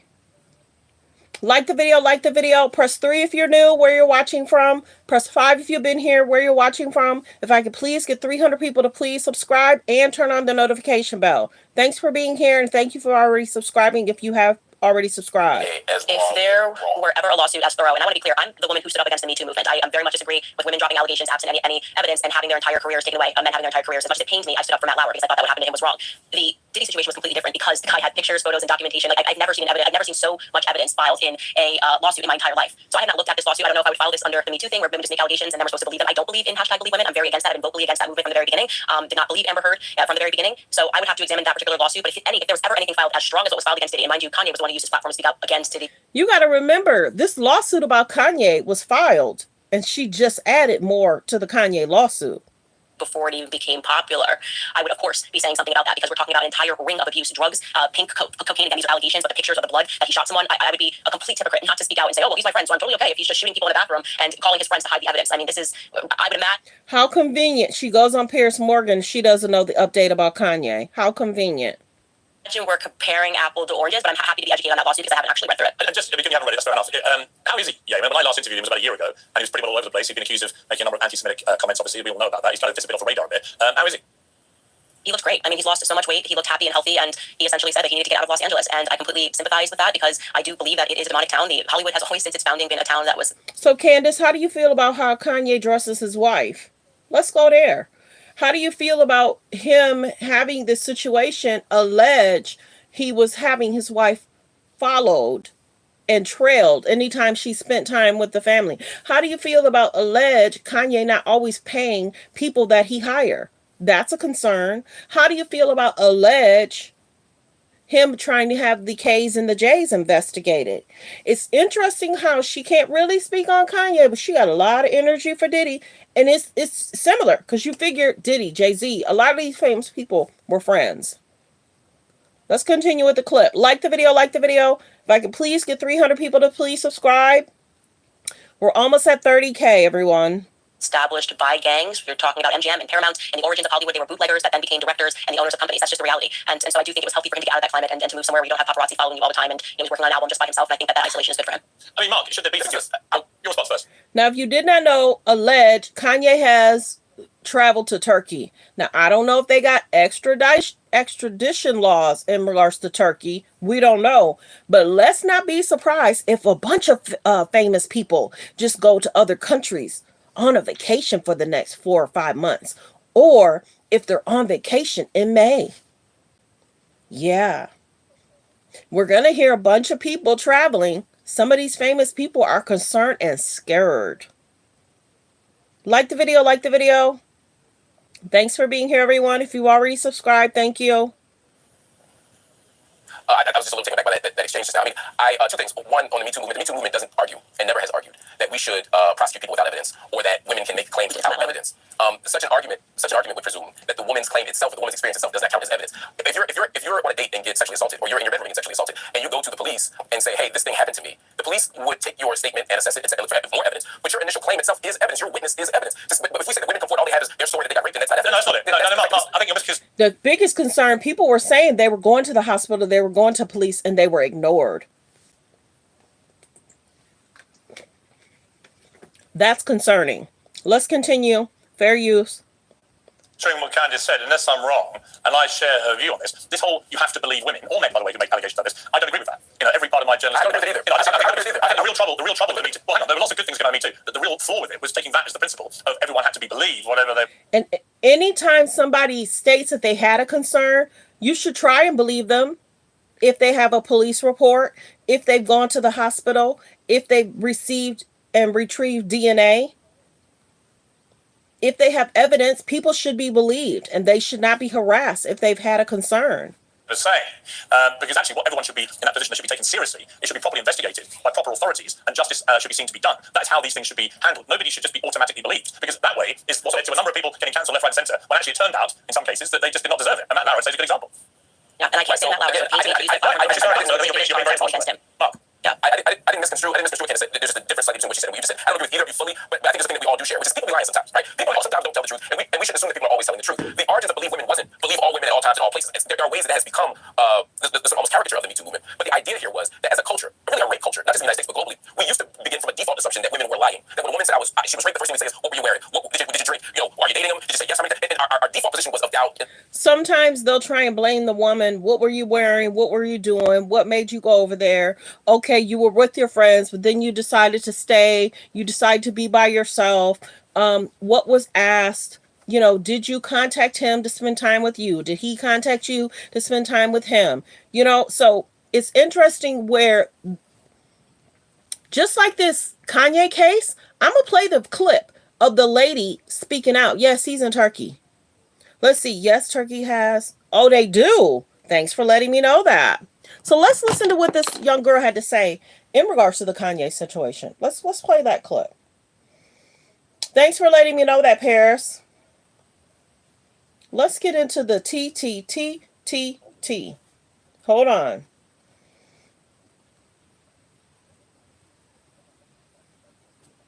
Hold on. Good morning, everyone. Like the video. Let me know where you're watching from.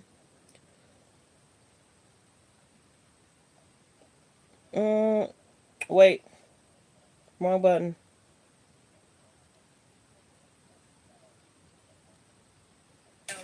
Typically, I ignore stuff like this. This is the young lady that filed a lawsuit against Kanye. Typically, I ignore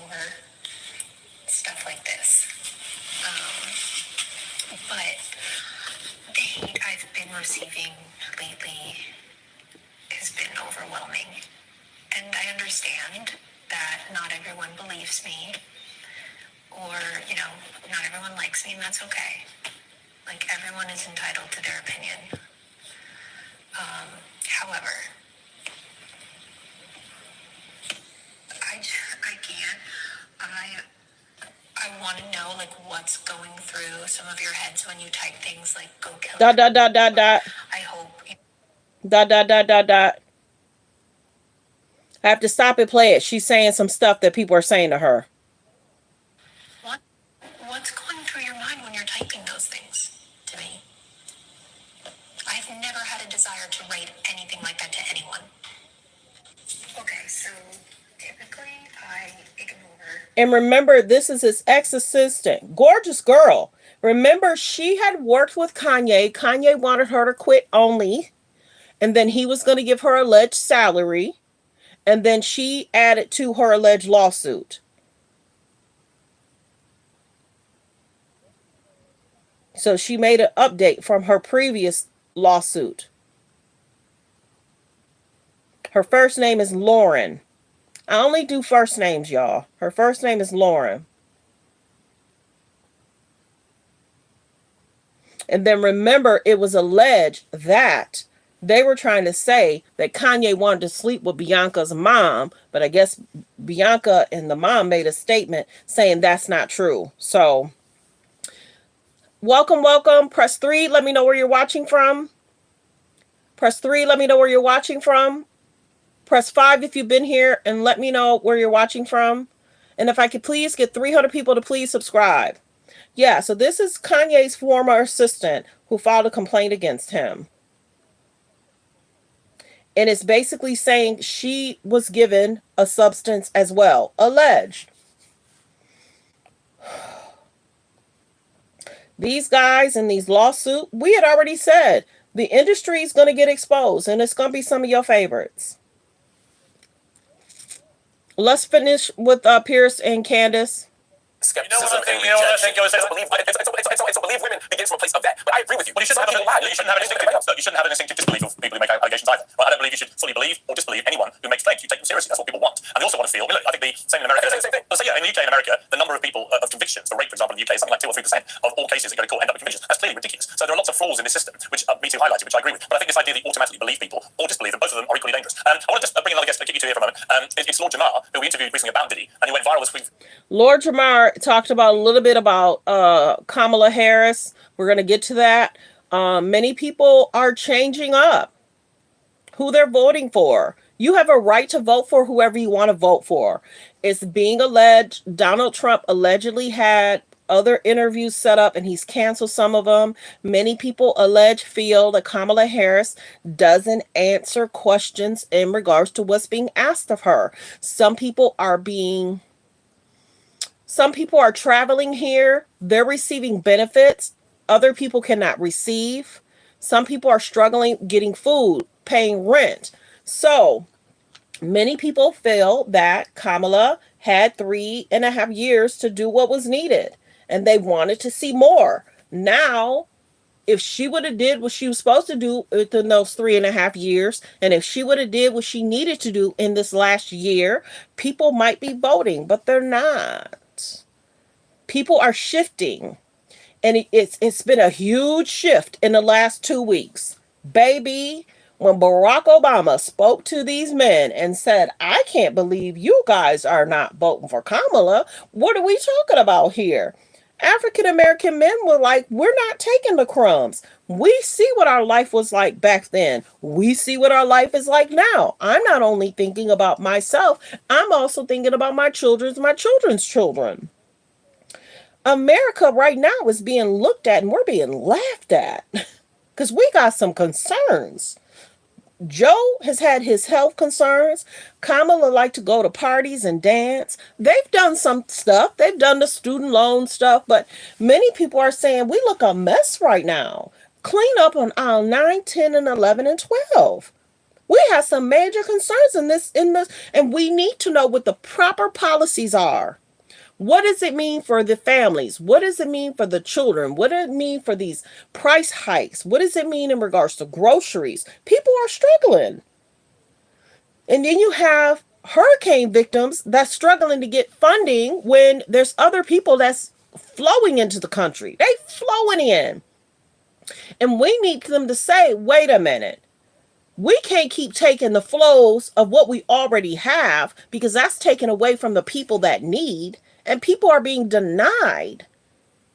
People are being denied services because it's being given to other people that were not a part of this country, and they have walked over in droves. Vote for whoever you want to vote for. But Kamala, whenever she do speeches, whenever she does debates, she does not answer the questions. I told y'all that 3 weeks ago, and she's still doing it.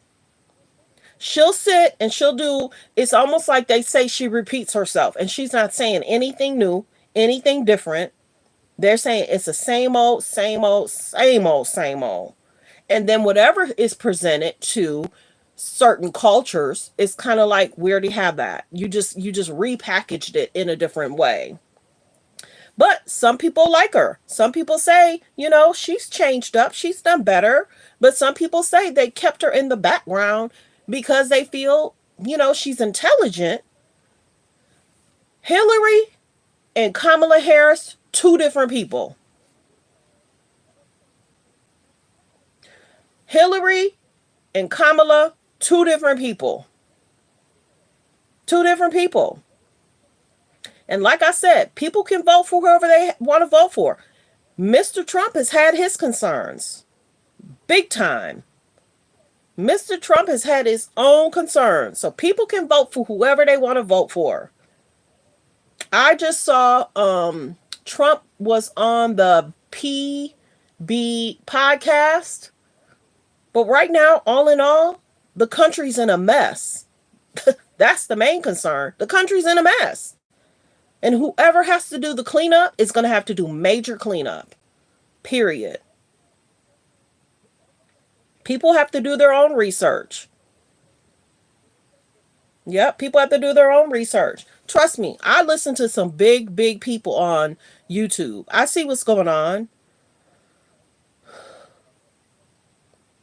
People, they're saying that they don't want Kamala to do no more interviews. Well, whether that's true or not, they're saying Trump wants to, Trump don't want to do anymore. But I'm sure he probably will. So a lot of stuff we have to take it with a grain of salt. Kamala might do an interview tonight. She might do one next week. Trump might do an interview tonight. He might do one next week. You said the Trump on PBD was epic. What did you like about that interview? I like the guys at PBD.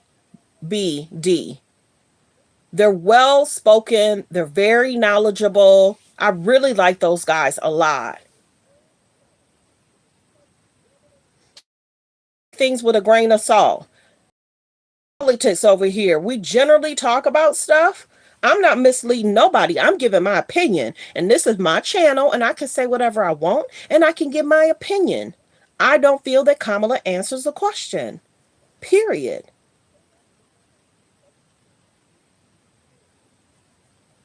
And if they're telling us what she is, listening to someone in her earpieces, she seems very smart. But I think we need someone that's smart, bright, intelligent, and that can handle a room. She got very upset in that last interview. And then check this out. They were saying that the interview was supposed to be 30 minutes. And she was supposed to be there alleged at a certain time. Then it was to 25 minutes. Then it went to 20 minutes. And then anytime he had several questions ready, 50 to almost 70 questions ready. But if you're only just throwing out and you're talking about Trump, we wanted you to focus on you, period. What's your policies? What do we need to know about you? What changes are you going to make? And we get that Trump has done a lot. But when she's talking to the people, we need her to talk about her. And he's done a lot. And I guess she wants to say, okay, maybe you didn't see my interview from 2 weeks ago. I'm going to make it very clear in this interview, she wanted people to know what her concerns were with Trump. We get that. We need to focus on policy, policy, policy. And what it's going to do to help the families, the children, and da da da da. So vote for whoever you want to vote for. But what's being said, people are concerned about how Kamala did that interview, how she responded to the guy doing the interview, how she allegedly got to the interview late. And then the guy did apologize. The guy did apologize because there was a certain clip that was supposed to be played and that clip did not play. So let me see if I can find that. And that's when Kamala was saying, "You're not playing the right clip." Hold on. And you know you're not playing the right clip. And he did apologize regarding that. Let me see. I gotta find it. But like I tell y'all, do what's best for you and your family and your future grandchildren or children. I'm not here to tell people who to vote for. I'm just saying what people are mentioning that their concerns are. And it is what it is. Let me see if I can find it.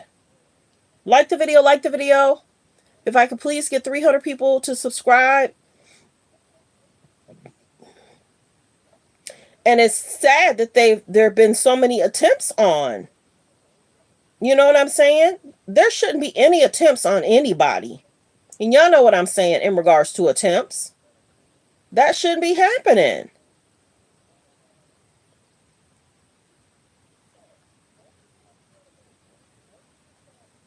Trump, but nothing comes to mind that you would do differently? Let me be very clear.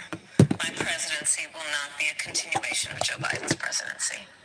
And like every new president that comes in to office, I will bring Trump, but nothing comes to mind that you would do differently? Let me be very clear. My presidency will not be a continuation of Joe Biden's presidency. And like every new president that comes in to office, I will bring my life experiences, my professional experiences, and fresh and new ideas. I represent a new generation of leadership. I, for example, am someone who has not spent the majority of my career in Washington, D.C. I invite ideas, whether it be from the Republicans who are supporting me, who were just on stage with me minutes ago, and the business sector, and others who can contribute to the decisions that I make about, for example, my plan for increasing the supply of housing in America and bringing down the cost of housing. Addressing the issue of small businesses, which is about working with the private sector to bring more capital and access to capital to our small business leaders, including my plan for Joe Biden, you're not Donald Trump, but nothing comes to Okay, so there's that. Because like I said, the other clip, they're going to start talking the political stuff. So we're just updating you guys. Let me see. He asked that question to the former president today. Harris Faulkner had a town hall, and this is how he responded. I heard about that. They were saying I was like threatening. I'm not threatening anybody. They're the ones doing the threatening. They do phony investigations. I've been investigated more than Alphonse Capone. He was the greatest gangster. No, it's true. We've got to think of it. It's called weaponization of government. It's a terrible thing. So, Brett, I'm sorry, and with all due respect, that clip was not what he has been saying about the enemy within that he has repeated when he's speaking about the American people. That's not what you just showed. he was asked No, about that no, specifically. that's not what you just showed. In all fairness and I'm respect telling you, to that you, was the question that we asked him. you didn't show that, and here's the bottom line. He has repeated it many times, and you and I both know that. And you and I both know that he has talked about turning the American military on the American people. He has talked about going after people who are engaged in peaceful protest. He has talked about locking people up because they disagree with him. This is a democracy. And in a democracy, the President of the United States, in the United States of America, should be willing to be able to handle criticism without saying he'd lock people up for doing it. Bear just used a soundbite to try to clear Donald Trump of saying a thing in which... Like the video, like the video. They're about to clear up that soundbite. Criticism without saying he'd lock people up for doing it. Bear just used a soundbite to try to clear Donald Trump of saying a thing in which he cut out the part where he says it. Watch. It is the enemy from within, and they're very dangerous. They're Marxists and communists and fascists, and they're sick. I use a guy like Adam Schiff because they made up the Russia hoax. It took 2 years to solve the problem. Absolutely nothing was done wrong, etc., etc. They're dangerous for our country. We have China, we have Russia, we have all these countries. If you have a smart president, they can all be handled. The more difficult are, the Pelosi's, these people, they're so sick and they're so evil. If they would spend their time trying to make America great again, it would be so easy to make this country great. But when I heard about that, they were saying I was like threatening. I'm not threatening anybody. They're the ones doing the threatening. They do phony investigations. I've been investigated more than Alphonse Capone. He was the greatest man. So the reporter did say that there was supposed to be another 6 to 8 to 10 seconds that should have been played prior, but they didn't play it. So that's why Kamala had said, you're not playing the whole soundbite. So that's where that came from. To the former president today, Hearst Faulkner had a town hall, and this is how he responded. I heard about that. They were saying I was like threatening. I'm not threatening anybody. They're the ones doing the threatening. They do phony investigations. I've been investigated more than Alphonse Capone. He was the greatest man. No, it's true. We've got to think of it. It's called weaponization of government. It's a terrible thing. So, Brett, I'm sorry, and with all due respect, that clip was not what he has been saying about the enemy within that he has repeated when he's speaking about the American people. That's not what you just showed. He was asked. No, that's not what you just showed. In all fairness and respect to you, the question that we asked. You didn't show that, and here's the bottom line. He has repeated it many times, and you and I both know that. And you and I both know that he has talked about turning the American military on the American people. He has talked about going after people who are engaged in peaceful protest. He has talked about locking people up because they disagree with him. This is a democracy. And in a democracy, the President of the United States, in the United States of America, should be willing to be able to handle criticism without saying he'd lock people up for doing it. Bear just used a soundbite to try to clear Donald Trump of saying a thing in which he cut out the part where he says it. Watch. It is the enemy from within, and they're very dangerous. They're Marxists and communists and fascists, and they're sick. I use a guy like Adam Schiff because they made up the Russia hoax. It took 2 years to solve the problem. Absolutely nothing was done wrong, etc., etc. They're dangerous for our country. We have China, we have Russia, we have all these countries. If you have a smart president, they can all be handled. The more difficult are the Pelosi's, these people, they're so sick and they're so evil. If they would spend their time trying to make America great again, it would be so easy to make this country great. But when I heard about that, they were saying I was like threatening. I'm not threatening anybody. They're the ones doing the threatening. They do phony investigations. I've been investigated more than Alphonse Capone. He was the greatest man. No, it's true. We've got to think. So now we're about to find a clip where he talks about the interview. How it was supposed to be at a certain time, then it got moved. I need to find that. Hold on one second. I see the Jasmine brand, Neighborhood Talk. Like the video, like the video. We have several people in the room, like 415. If we can please get 400 people to please subscribe, turn on the notification bell. If we can please get the likes to 100, double tap the screen, hit the thumbs up above the video, below the video. Let's get the likes to 100.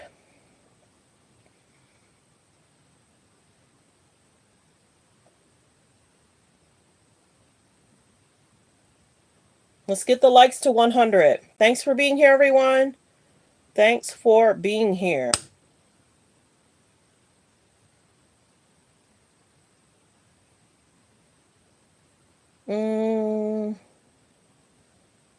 Like the video, like the video. Let me know where you're watching from. Press 3 if you're new, where you're watching from. Press 5 if you've been here, where you're watching from.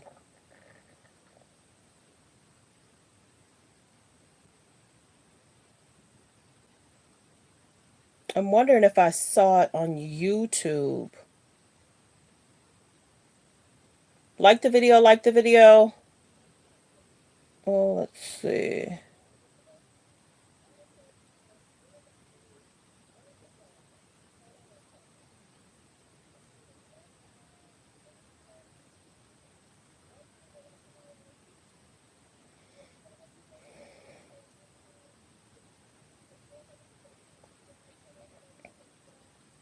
Maybe I saw it on YouTube. But yeah, he was talking about the interview and how much time he had. How things kind of got moved around.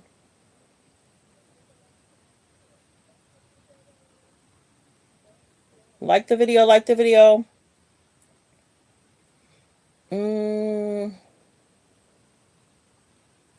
Well, I'm going to go ahead and move on. So we're about to listen to the rest of Piers Morgan and Candace talk about what's going on politically. Like the video, like the video. We're almost at 100. Double tap the screen. Hit the thumbs up above the video, below the video. We're at 72. Let's get the likes to 100. We're almost at an hour 45. We got to get the likes to 100. I might start delaying and have it make sure it's within the first 30 minutes. Let's get the likes to 100. We're at 75. Let's get the likes to 100. Double tap the screen. Hit the thumbs up above the video, below the video. We're at 75. Hit the like button, hit the like button. Double tap the screen. We're at 76. Hit the like button, hit the like button. Double tap the screen, hit the like above the video, below the video. And please, if I can get 300 people to please subscribe and thank you. We're almost at 30K. Okay, we're at 77. Let's get the likes up. We have 300 in here. Let's get the likes up. Double tap that screen. Hit the thumbs up above or below. We're 76.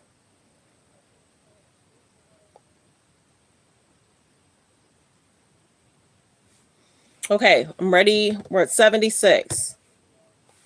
No, this is my channel. I'll do whatever I want to do. This is how I run it. You go on to other channels. They're also telling people to hit the like. And I'm also asking people to subscribe. Now you're timed out. Go somewhere else and tell people what to do. You don't tell me what to do. Not here, sweetie pie. Do we know each other? We interviewed recently about Diddy, and he went viral this week with his comments on Kamala Harris. Like the video, like the video. Which I'll come to in a moment. But, well, Jamar, first of all, you've been listening to this debate we've been having. What is your view about where we are with this Diddy scandal? It's been quite a debate. I'm not surprised with everything that's going on with Diddy. I do feel his peers should speak out, black, white, or indifferent. What he's done, what he's being accused of doing is reprehensible, and we need to speak out about it. Do you think he's coming out of prison, or is that it for him? I don't know. It looks bad for him. Yeah. I don't think he doesn't seem like the type that would do well in prison, in my mind. If he was really forced to have to do some time, How do you subscribe? It's a button that says subscribe. It should be below the video. And to like the video, it's a double tap of the screen. The like button is a thumbs up. When you do the subscribe, it says subscribe below the video. It says, let's see. See, I'm on a different screen. But yeah, there's a subscribe button right below the video. Super chats are welcome, you guys, to support the channel. It's not required, but super chats are welcome. We're almost at 30K, you guys. If I could please get the 300 that's in here to subscribe, we'll hit 30K. Yep, and the bell button, hit the like button, hit the subscribe button. Okay, let's continue with the video. Yeah, I don't know if he's built for that. So you have to see what happens. Well, let me just move to... Some people are concerned about him being in jail. He was talking about the food. Get 3 showers a week. He only gets 1 hour of recreation time or out of his cell, whatever. To the stuff that went viral with you, Lord Jamar, this is your stuff about Kamala Harris. Are you surprised about the amount of pickup that got? A little bit, yeah. But not really, because I think people are a little shocked at someone like me, from a group brand Nubian that they feel is pro-black. Why would I come out in support of Donald Trump or go against a Kamala Harris who they are trying to put up as a black woman? And I don't see it. Well, I'm going to play the first of all, the Barack Obama clip, and then I'm going to play the clip that you said in response to it. Let's play the two. And you come up with all kinds of reasons and excuses. I get a problem with that. Because part of it. So this is Barack Obama trying to talk to the men. Makes me think, and I'm speaking to men directly, part of it makes me think that, well, you just aren't feeling the idea of having a woman as president. And you're coming up with other alternatives. I don't think it has to do with her being a woman. I just think it has a lot to do with her in interviews, her repeating herself, how she repeats herself. She regurgitates stuff, and she don't like to answer the question that's being asked. People are really paying attention. When you're communicating with someone, they communicate with you back and they answer your question. If she's only focused on Trump's and his policy, she should be focusing on her policy. You can't be in an interview and focus 50% on Trump and 50% on yourself. I get if it's 10% about Trump, but you're focusing on your policy, what I'm going to do, what I did over the last 3.5 years. So I think that's what people are worried about. If it is going to be a woman, people want her to be bright, intelligent, and can hold her own. And they don't want to feel like questions are being fed to her. Now, if that's really happening, I don't know. But a lot of us are bright enough to know she should not be that angry in an interview. Just answer the questions. And now I want to play the clip from Lord Jamar talking about that.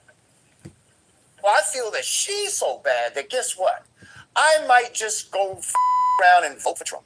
This is my first time saying this out loud. But y'all think you're going to shame somebody or bully into voting for this? Absolutely not. Absolutely not. And now you're going to make me be Mr. Anti. You keep coming at me with this bullshit. You keep coming at me talking about, oh, it's a shame that you're not supporting a black woman if she's not black. Now, Mark, let me ask you honestly, Mark, if this had been the other way around, if this had been, hang on, I'll come to you in a second. I just want to get a reaction to what we've just...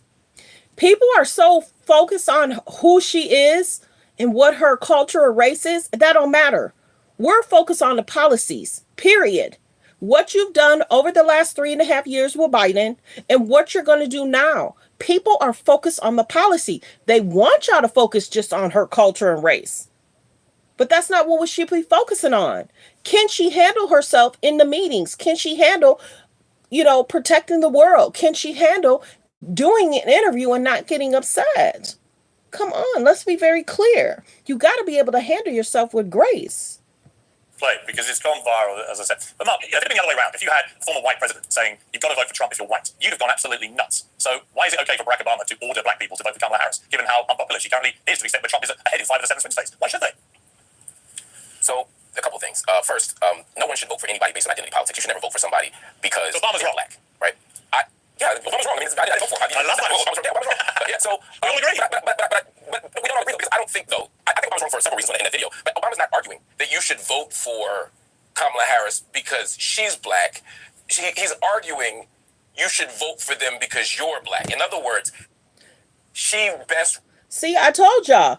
They had said that he wasn't going to do any interviews. Right now, it looks like he's on Good Morning America or some interview. I told y'all. So sometimes what's put out there isn't true. I told y'all, even though they said they don't want Kamala to do no more interviews, she probably is. They were trying to say Trump had canceled his interviews. He's on Fox News. It looks like this morning. It's saying 52 minutes ago. So I don't think he's going to run from interviews. I think he's going to run towards them because people are going to want to continue to hear Kamala, clear up stuff, hear from Trump, clear up stuff, vote for whoever you want to vote for. It's all on you. Represents your interests. If I were running I'm a Green Party member. That's not what he was saying. He was playing the race card. He was playing a skin color card. He was saying if you are black, you have a duty to vote for the black candidate. Yes. You don't. That's Lord Jamal rightly says in his furious rant about it. Why should he be told to vote? Okay, first of all, Piers, again, you just said I'm bringing the race card. When the question you asked me was, should Obama be... No, I said Obama played the race card, not you. I said Obama did. Oh, then I misheard you. I apologize. I misheard you. I'm wrong. You're right. So, to the point, Obama is saying that black people... Again, I disagree with him. But like the video. Black people, vote your interest. Don't reject this person. As a black person, you should vote for the person that uplifts the black community. That's her. And don't let your patriarchy, don't let your hatred of women, don't let your this, make you not do it. My issue with it is, it frames black people, and black men in particular, as pathological and people act against their interests, and acts that black men don't. Also, historical black men actually do vote Democrat. I argue more than they should. So, I think it's wrong for lots of reasons. I disagree with Jamar, though, my brother. Calling her, and again, I heard a bleep. I've been in the hood a long time. From that context, it sounded like you in color. I had to fast forward. He became extremely upset at that point, and it's definitely hard to hear. Okay, so let's see. It's basically saying from Fox News, Donald Trump shares what his plans would be for Department of Education if he's elected. So he's out there still speaking.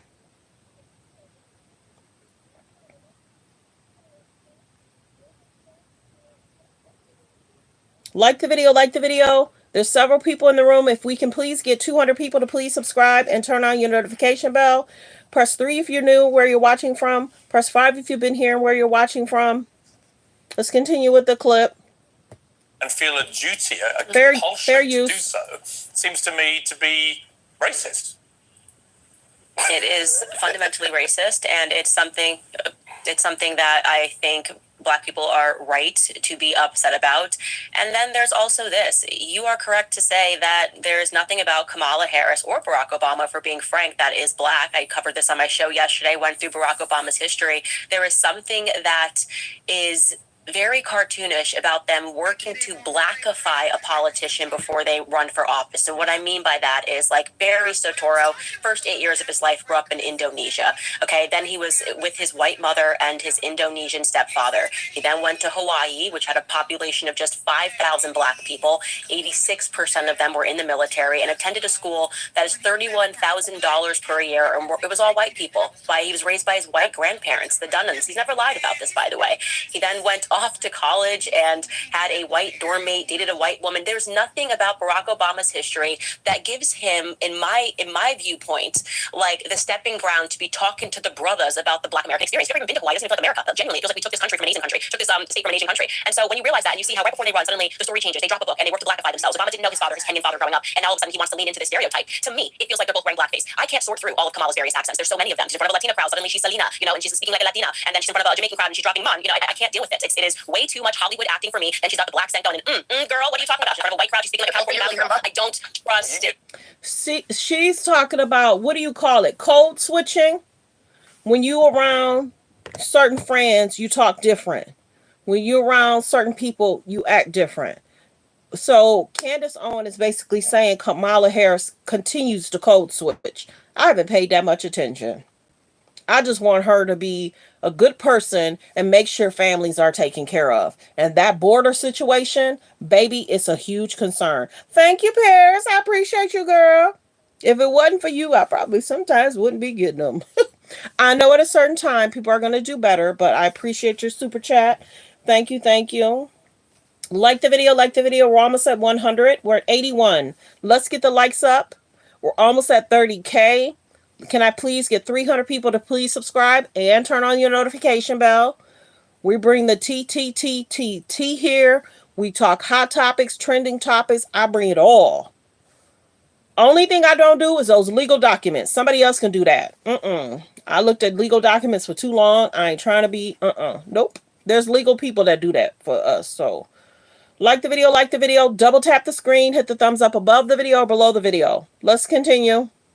Let's get the likes up. We're at 81. Double tap the screen. Hit the thumbs up above the video, below the video. And thanks again, Paris. I appreciate you always. Let's get the likes up. Double tap the screen. It's free. And they make it easy for you guys to double tap the screen. It's saying that's your 10th super chat. Look at that. Can you see that on that side, Paris? Let's celebrate. This is the 10th super chat. Thank you, Paris. You're amazing. You keep us going, girl. Yeah, just do not trust somebody that slips that quickly through so many personalities. There's nothing about her upbringing, extraordinarily wealthy. Just she was sworn in Congress as an Indian American. Her mother's Indian. She grew up with an Indian experience and was proud of that until she ran for office for president of the United States. And that is something that I am not comfortable with. I do not accept this narrative that she should be speaking about herself as a Black woman. It's not okay, and I fully reject it. Okay, Mark, I just want to play you a quick clip of Kamala Harris talking to Roland Martin, listing all. He is not looking out for folks when he was a landlord and would not rent to Black families. Sued for it. When he took out a full-page ad in the New York Times. So this is Kamala Harris talking about Trump's policies, alleged policies, whether that was years ago, whether it's current. Against those 5 teenagers, Black and Latino, who were innocent, saying they should be executed in Central Park 5. When you look at the first Black president of the United States, and he had birther lines, and now you look at Black immigrants, legal immigrants in Springfield, Ohio, and he gets on a debate stage and says they're eating their pets. Come on, this man is dangerous. And my question mark is simply this: if he's so dangerous to Black people, why is it that his She says he's dangerous. Everybody can decide if that's true or false. I don't know. Choose whoever you want. But whoever's chosen, you also have to make sure you deal with your state and local, because they're doing stuff state and local. Vote, don't vote, that's up to you. But whatever it is, don't complain to people if you don't vote. That's what a lot of people are saying. But some people may feel, I don't want to do that. I don't want to do that. So why spend time doing something I might not agree with? And which is, that's okay too. It's your choice to get in your car to go to the poll. It's your choice. It is. Because the world right now is a mess. It is. Popularity is growing, particularly with black men, and Kamala Harris is falling from where it was with Joe Biden, who was white. Well, I think part of it is because of the steady disinformation and misinformation campaign. Again, I am a critic of Kamala Harris. I'm literally watching her co-sign and underwrite as vice president and on the campaign trail a vicious genocide in Gaza. I ain't got no time to support or defend Kamala Harris on a lot of issues. I think there's a very practical, pragmatic reason to vote for her, and that is to say, I don't want Donald Trump. And I think a lot of people are making that choice, but the people who are not are often being fed misinformation, including what's just been said by my dear colleagues here. Hello, everyone. Like the video, like the video. Let me know where you're watching from. Press 3 if you're new, where you're watching from. Press 5 if you've been here, where you're watching from. Let's continue to get the likes up. We're at 83. We're almost at 100. I should have been at 100 an hour a half ago. We're at 83. Let's get the likes up to 100. And if I could also get 200 people to please subscribe. And if you already subscribed, thank you. And you, Piers. Welcome, Missouri. Press 3 if you're new, where you're watching from. Press 5 if you've been here before, where you're watching from. Welcome, Missouri. Welcome, Baltimore. Welcome, welcome. You cracking it up? But a lot of it is just not true. And I was going to say real fast. First. I said you said that's what they said. So first, the question of qualification. First, Jamar said again, she only had one job in this border. That's just not true, right? That's not the only. She wants the borders up. Vice president's lots of jobs. And now disagreeing with the claim that she had one job. Not that she didn't have that she job. was given specific responsibility for the border, and now everyone's rushing to pretend she wasn't. The same people who literally told her the borders are on liberal shows. They didn't. Okay. What other public jobs did she have? They kept her in the background for a reason, for a very long time. Who's the president pro tem? Who's the president pro tem of the Senate? President pro tem of the Senate. Kamala Harris, right? Who's the domestic policy advisor? Kamala Harris. I can 10 things that she does other than that. So they're talking about her policies. My point is that there's lots of reasons to criticize Kamala Harris. Welcome, Texas. As unqualified. Okay, again, that's the fair point. She's not unqualified. She's qualified. Okay. You just might think she's going to make the wrong choices. The next point that she's not black. The next point that she's not. Guys, I need to. Now, Marco, jump in. We're running out of time. Candace has to go. Is the biggest point. Okay, go on, make your big point quickly. Let's talk about her blackness, please. Talk about the black experience. Real quick. Two quick points. Quick, Mark, quick, because Candace has to go. The blackness point is what's crazy here to me, right? First of all, the idea that she puts on, they're not personalities, they're codes, and black people codes switch from place to place. Wait till you hear me talk to my accountant later. Wait till you hear me talk to my agent later, like, yo, why'd you put me on Piers? Just kidding. Wait till I talk to the people at the local soul food spot. They all gonna be different. Wait till I say peace to the gods and earths in New York. It's gonna be a different conversation. Black people talk differently. When someone says that's my aunt, they're not lying because they don't have share blood. Black people call people auntie. That's fictive kinship. That is blackness. Going to Howard is a black experience. Pledging AKA is a black experience. And lastly, Jamar, for somebody who is a 5%er who believes that, and I respect your belief, but to believe that the black man is the Asiatic black man and make it an owner of the cream of the planet Earth. I told you, Paris. Didn't I tell you got heated last night? Like the video, like the video. Press 3, let me know where you're watching from. Press 5 if you've been here before. Let me know where you're watching from. Hello, Missouri. Hello, Texas. Hello, Illinois. Hello. It got heated. Father of the civilization, the God of the universe, who came from North America by himself from Saudi Arabia. You believe that person is black, but somebody went to Howard ain't? Come on, bro. Okay, I'm going to leave the final word to Candace before we have to wait. Candace, what's going to happen on November the 5th? Since code switching is normal. This code switching is normal in the black community, Piers. I'm going to speak to you like this because it would be totally normal if I put on a UK accent. So now she making fun of Kamala. She code switching. She's changing her voice. Vote for whoever you want to vote for. Do what's best for you and your family. That's what you should do. Whoever runs should be focusing on policy, procedure, and making sure everyone is safe and happy, and people can pay their rent, and people can have food on their table, and people can have safe daycare for children. And if people are in a situation of a hurricane, they have access to money where they can be in a safe hotel. There's many concerns that are addressed right now. Praying for everybody that dealt with that hurricane strong winds, a lot of water. A lot of those people were just recovering from the other storm. So we need whoever's in there, we need people to make action, move fast, help people. Stuff is high. People are struggling mentally. They see what's going on. I have friends that are so stressed out, they're ready to quit their job. And it's like, okay, where are you going to live and what are you going to do? Stop doing the overtime. Do what you got to do to take care of your mind. Shut down when you need to shut down. People are struggling mentally. They're stressed out and it's sad. And all we can do is send prayers to our friends and tell them to keep hanging in there. Maintain your job. Do whatever you can to feed your family. Buy big packs of chicken. Maybe spend $12. You know, $40 can go far. There's a lot of grocery stores where you can get a big pack of chicken, cook up some rice, cook up some, mac and cheese. Families are struggling and have to figure out a way of how they're going to feed their families and make sure their children are safe and make sure their daughters and sons are safe. There's a lot of women that's single parents that's struggling. There's a lot of responsibility on men to provide for their families.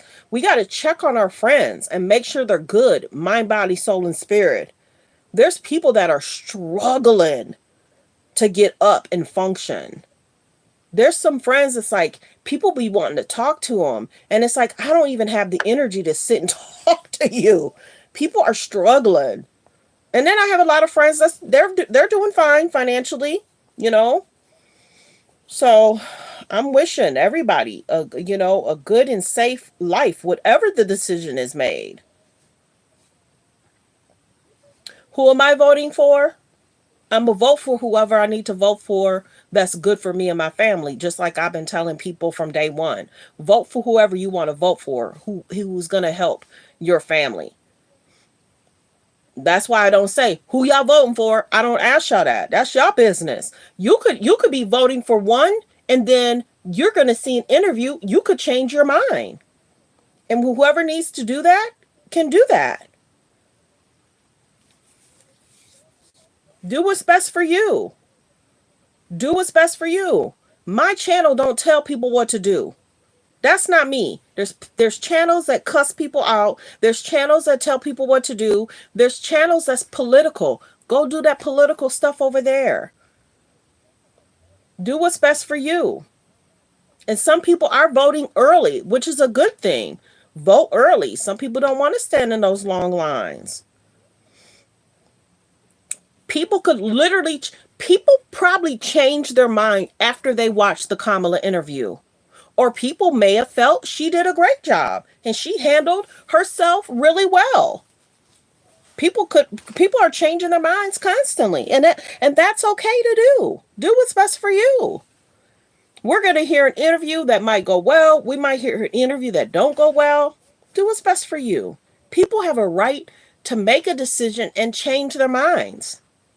So I could tell you something, but I might change my mind later because that's my right. Do what's best for you in all situations. Protect yourself, protect your family, protect your mind, body, soul, spirit, period. Let's play the rest of the clip. Fair use. Like the video. We're almost at 30K. If I could please get 300 people to please subscribe and turn on the notification bell. We've been more so focusing on topics. When I first got really busy over the last 15 days, I was like, let's get the subscription up. I should have been at 30K already. Let's get the subscriptions up. Let's get the likes up. We're at 86. Double tap the screen, hit the thumbs up above the video or below the video. We're at 86. We're almost at 100. We're at 86 likes. Let's get the likes up. And it pushes me out into the algorithm. For sure. We're at 87. Thanks for double tapping the screen. See? People are constantly changing their minds.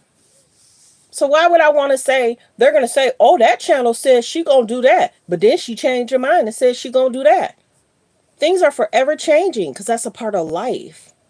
We're at 90 likes. Let's continue to hit the like button. Double tap the screen, hit the thumbs up above the video, below the video. Some people felt Kamala did great. Some people felt she didn't do great. Some people felt the debate went well. Some people felt it didn't go well. Everybody has a different perspective because they want to hear whatever they want to hear. They want to hear what's good for them and their families. So nobody will ever put me in a box. Ever. No boxes over here. And the same with y'all. I'm not putting people in a box. Do what's best for you. We're at 92 likes. Continue to hit the like button. Last part of the clip. Know where you get that from? Because you're married to a Brit. Thank you so much for thank you so much for having me, and I can't wait to run for president and just put on a different accent every time I speak to someone else. That's a perfect way to end it. Lord Jamar, Mark Lamont Hill, and Candace Owens, thank you all very much. So that's what then you're considered a hypocrite. I'm cautious on what I say because I'm strong in whatever beliefs I do believe in. You can believe in what you want to believe in too.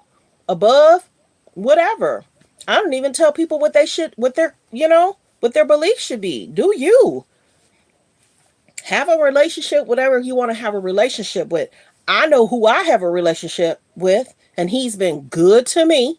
Me and my friend was talking about that last night. You got to do what's best for you. And see, that's the one thing. Since I'm so kind and since I'm so giving, people are always trying to tell me what to do. You better stop, because trust and believe. If you try and force something on me, I will go left just to piss you off. Yes. I'll go the opposite direction just to make you mad. People can't tell grown people how they should think, believe. A person can feel this way, and then they're going to change their mind after these interviews. Or if there's, I don't think there's going to be any more debates. So, yeah. Do what's best for you. Men and women should do that. Yep. We're almost at 100 likes. Double tap the screen. If I could please get 300 people to subscribe. If those 300 people subscribe, we'll hit 30K. Like the video. We're almost at 100 likes. Double tap the screen. Hit the like button. Hit that like button. Okay, let me see if there's any other hot topics, trending topics I need to talk about. Like I said, the interviewer yesterday did say that there was a clip that he was supposed to play 20 more seconds than what he played. He did apologize. He did say that the interview was supposed to be 30 minutes. Then it went to 25 minutes. Then it went to 20 minutes. And they knew, Kamala's team knew, that he had a hard out where he was going to have to end that interview at a certain time because he had a show to do. So she knew how to answer questions, and he basically felt that she was delaying. And he felt that if he would have never cut her off, he wouldn't have had a lot of questions answered. But that's his feelings. Let's see, what else? Let's see, Larsa Pittman saying she don't want to share too much of her next relationship. Okay, well, Hollywood people are supposed to do that anyway. Hot topics, trending topics. We reported that King Harris was arrested. He's now a free man. He's talking. I'm not going to play that, but King Harris is out of jail. If you did not know, Aoki spoke out in regards to the Combs children. She was like their only children, but a lot of them are grown adults. There's the twins that's younger, and then he has a 2-year-old, but outside of that, Christian's a grown man, Justin's a grown man, Quincy's a grown man, and the twins are supposed to be almost 18. I want to say November, December, or January. So the twins are almost 18. I feel bad for his children, period. We don't know what the children saw. We don't know what the children heard regarding Diddy's situation. We don't know what his mom saw. We don't know what his mom heard. But whenever a person goes to jail, that's not an easy situation. I don't wish that on anybody. But if he's made choices of what's being reported, like I said, judge, jury will have to decide if he's done any wrongdoing. Period. Like the video, like the video. There's 430 people in here. If I could please get 400 people to please subscribe, we will hit 30K. Yeah, King was released. Yep, he went to jail. Some past warrant stuff. Yep. Let me see. Let me go over here. And like we talked generally about Safari, what he experienced with Erica Mena, we really haven't heard Safari had too many issues in regards to altercations. We've heard about different altercations about Erica. Many people feel Safari should get his children, alleged. Now, Erica Mena said, okay, Safari, you want to show my clips? Wait till I show my clips to the judge. So Erica says she got stuff too. Now, were they going back and forth and dating? Safari said, yeah. Sometimes we will still kick it. But he said he done with that. Okay, what is this guy saying?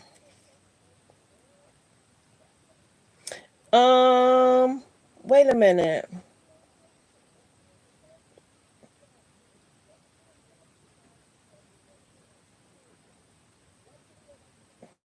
Okay, I'll have to listen to it later. I don't want to play it in the background.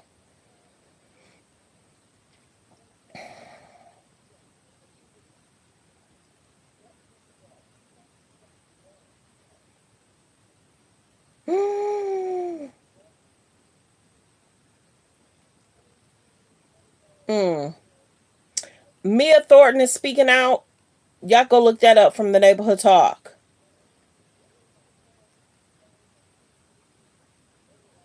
Mia Thornton is saying her ex-husband groomed her and she was 19. But you wasn't, you were 19. That reality star stuff, those reality people do a lot for clicks and views. They do a lot to trend. So my channel, I don't really do a lot of reality show stuff. I think they seek attention, want attention.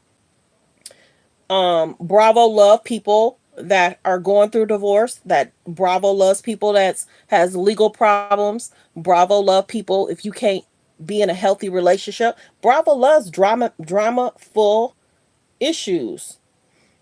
I'm gonna play a quick clip in regards to what Erica Mena had to say. I've come across a few comments stating, I don't feel sorry for her. She chose him. I chose him? Do y'all forget? I was chased for 3 years. And I wasn't budging.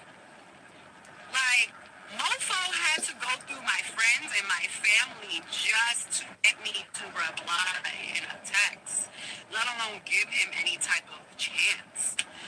The chance was given, and life took its course. Before you knew it, he was popping the question.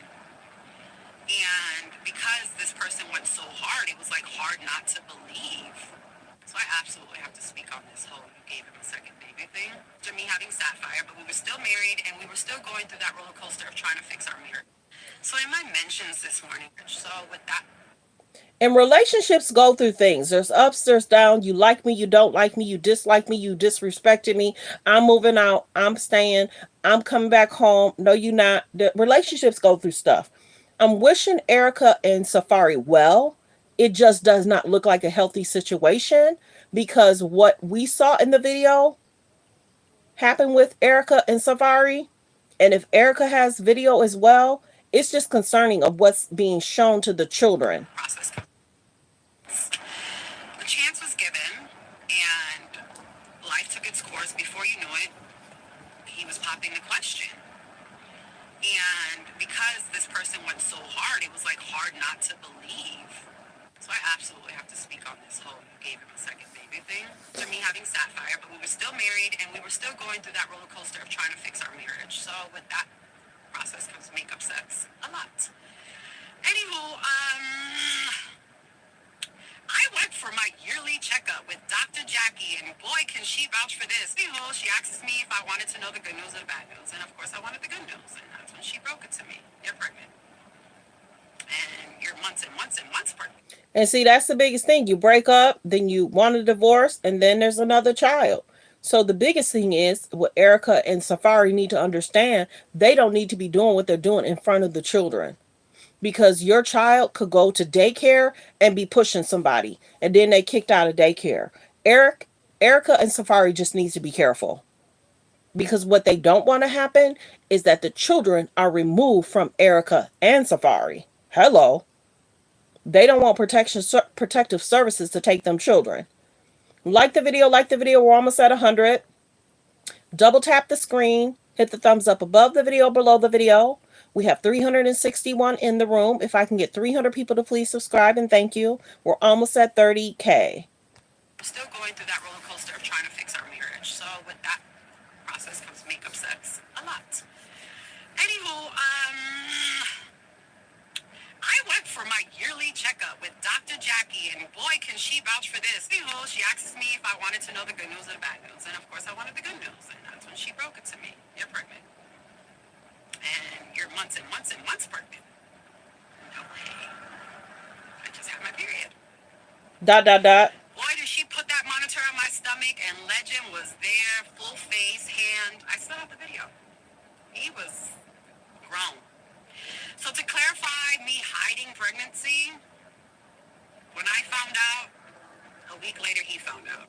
So in my mentions this morning, I've come across a few comments stating, I don't feel sorry for her.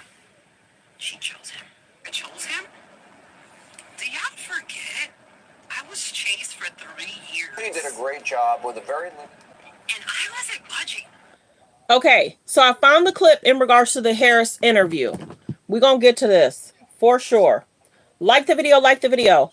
Okay, we're at 100 likes. Thank you, everyone. We got there. We got there, everybody. We did that.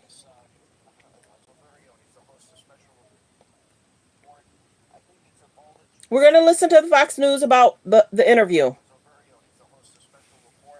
I think he took all the joy out of the Kamala Harris campaign today. She didn't look particularly joyous doing this interview, but I thought you did a great job with a very limited amount of time. And I just want to take us behind the scenes. What was going on? Yeah, obviously, thanks, Sean. It's great to see you. It was a little tense. We were given the time of 5 p.m. Eastern time. Obviously, my show is at 6 p.m. They wanted to tape at 5 p.m. We said we were going to tape as live. In other words, roll the tape and then just turn that around unedited, uninterrupted. And but we had to do it before 5:15. Otherwise, we couldn't turn the whole machine around before the top of the 6 p.m. show. So we were waiting at 4:55, and then 5, and then 5:05, and then 5:10. At 5:17, the vice president walked out. So it did feel a little bit like... So enjoy it. I'm going to play that again. She was supposed to be there at 5 because he had a show to do at 6. Let's listen. Plot plan, distractions. Doing this interview, but I thought you did a great job with a very limited amount of time. And I just want to take us behind the scenes. What was going on? Yeah, obviously, thanks, Sean. It's great to see you. It was a little tense. We were given the time of 5 p.m. Eastern time. Obviously, my show is at 6 p.m. They wanted to tape at 5 p.m. We said we were going to tape as live. In other words, roll the tape and then just turn that around unedited, uninterrupted. And but we had to do it before 5:15. Otherwise, we couldn't turn the whole machine around before the top of the 6 p.m. show. So we were waiting at 4:55, and then 5, and then 5:05, and then 5:10. At 5:17, the vice president walked out. So it did feel a little bit like they're icing the kicker, or trying to. And originally, they were talking about 25 minutes, and they gave us 20 minutes. And I was fine with any time. I was really happy to get the interview. But I knew right away when we started asking questions, that this was kind of a sense that she was going to keep on talking, and that if I wanted to get through and redirect, I was going to have to interrupt. I don't particularly love to do that, but if I didn't... So she was supposed to be there for her interview at 5. She didn't get there at 5. 5:10, she wasn't there. She got there at 5:17. You basically late because if my interview with you was for 30 minutes, you're already 17 minutes late. And then it went from a 30-minute interview to a 25-minute interview to a 20-minute interview. This guy has a live show to do at 6. So if you get there at 5:15, baby girl, you late. You cutting in the time for the interview. Plot plan. Pay attention to the play. The vice president walked out. So it did feel a little bit like they're icing the kicker, or trying to. And Eastern time. Obviously, my show is at 6 p.m. They wanted to tape at 5 p.m. We said we were going to tape as live. In other words, roll the tape and then just turn that around unedited, uninterrupted. And but we had to do it before 5:15. Otherwise, we couldn't turn the whole machine around before the top of the 6 p.m. show. So we were waiting at 4:55, and then 5, and then 5:05, and then 5:10. At 5:17, the vice president walked out. So it did feel a little bit like they're icing the kicker, or trying to. And originally they were talking about 25 minutes, and they gave us 20 minutes. And I was fine with any time. I was really happy to get the interview. But I knew right away when we started asking questions, that this was kind of a sense that she was going to keep on talking, and that if I wanted to get through and redirect, I was going to have to interrupt. I don't particularly love to do that, but if I didn't do it, there may have been 4 answers in the interview. Well, I don't really think you had any choice. And for people that don't understand the time in TV, if somebody's trying to filibuster or avoiding a direct question, which you did repeatedly, or just going off and using that moment or every moment to attack her opponent, as I think she did often in this. What I did like about what you did, I'm guessing you probably had 50 questions in your arsenal that you were ready to ask, questions you would have loved to have gotten to. Yeah, 75. And what I noticed, Dude had 75 questions to ask her. He had 75 questions to ask her. She was supposed to be there at 5. She should have been there at 4:30 or latest 4:45. She gets there at 5:17. You already cutting into the interviewing time. Watch the play. Watch the play. That might have been plot plan because they reduced it. He had 75 questions, 75 questions ready. He could barely get to them because she was talking about Trump. and I think you had to do, is, for example, you did spend a significant amount of time on immigration. Now, I played a lot of tape at the beginning. He spent a lot of time on immigration because everybody needed to understand. This is still under Biden and Harris. They could still try and show us something in regards to the immigration problems. It's still continuing. It's still an issue. You could still do something. You can. But they're traveling the world, talking to different cities, trying to get everybody's vote. So whoever becomes president is going to have to do a cleanup in regards to a lot of things. Just my thoughts. Like the video. Okay, there's almost 393 in here. If I can please get 300 people to subscribe, and thank you. We're almost at 30K. Please hit the subscribe button, and thank you. Of this show, she wants to decriminalize illegal immigration. She said it in her own words. She wants free housing, healthcare, education, sex change surgeries. She's on tape saying it. You brought up Tim Walz's position, driver's licenses, free college, a path to citizenship, amnesty. They rescinded all of the Trump, and they said it proudly, all of the Trump policies that were... Let's listen to what she wants to offer again. Avoiding a direct question, which you did repeatedly, or just going off and using that moment or every moment to attack her opponent, as I think she did often in this. What I did like about what you did, I'm guessing you probably had 50 questions in your arsenal that you were ready to ask, questions you would have loved to have gotten to. Yeah, 75. And what I noticed, and I think you had to do, is, for example, you did spend a significant amount of time on immigration. Now, I played a lot of tape at the beginning of the show. She wants to decriminalize illegal immigration. She said it in her own words. She wants free housing, healthcare, education, sex change surgeries. She's on tape saying it. You brought up Tim Walz's position, driver's licenses, free college, a path to citizenship, amnesty. They rescinded all of the Trump, and they said it proudly, all of the Trump policies that were working. Trump's chart that he loves so much shows that. That's the chart that saved his life in Butler, PA. And she just denied it and wouldn't answer it. I was more shocked at her lack of apology to people that died by these unvetted illegal immigrants that came in because of their policies. Yeah, so I studied how she's answered immigration before, and it really does go through a TikTok. She says when they first arrive in office, they put forward this bill, and it didn't go through, but she doesn't talk about the bill. It was an amnesty bill for 11 million illegal aliens inside the country over 8 years. They had control of the White House, the Senate, and the House, and yet the Democratic leadership didn't put that bill forward, and the White House really didn't even push it. But she starts there, and then she says there's this evolution. She tried to do all these things with the president, and then they had this comprehensive... So what he did is he investigated how she talks about the immigration. He knew to set his question up a certain way so she would address immigration, but then she kept talking about Trump and didn't really want to focus on the immigration. So he knew what he was doing and what he wanted to ask her and what he wanted to have her cover. Denied it and wouldn't answer it. I was more shocked at her lack of apology to people that died by these unvetted illegal immigrants that came in because of their policies. Yeah, so I studied how she's answered immigration before, and it really does go through a TikTok. She says when they first arrive in office, they put forward this bill, and it didn't go through, but she doesn't talk about the bill. It was an amnesty bill for 11 million illegal aliens inside the country over 8 years. They had control of the White House, the Senate, and the House, and yet the Democratic leadership didn't put that bill forward, and the White House really didn't even push it. But she starts there, and then she says there's this evolution. She tried to do all these things with the president, and then they had this comprehensive effort, this bipartisan bill. The bipartisan bill was voted against by 8 Democrats, and it had some major problems. Let's check subscribers.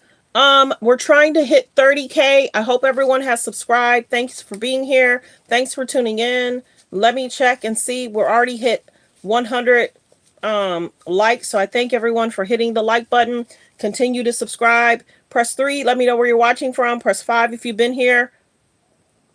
Vote for whoever you want to vote for. We're not going to tell you what to do. You could have a thought of voting for one person, then you could literally change your mind, and you have every right to do that. Like the video, like the video. That conservatives didn't like. There were about 1.8 million illegal immigrants that would be let in every year, and there are all kinds of other stipulations that conservatives didn't like, so it didn't have a chance. She says that these things happen very quickly. The one bill and the other bill, there were 3.5 years in between them. And in that time, 94 executive orders were rescinded, among them catch and release and remain in Mexico. And that's why a lot of these people were released. It's, there's different numbers, but if you go by the Homeland Security Secretary, 85% of the apprehensions, it's more than 6 million people.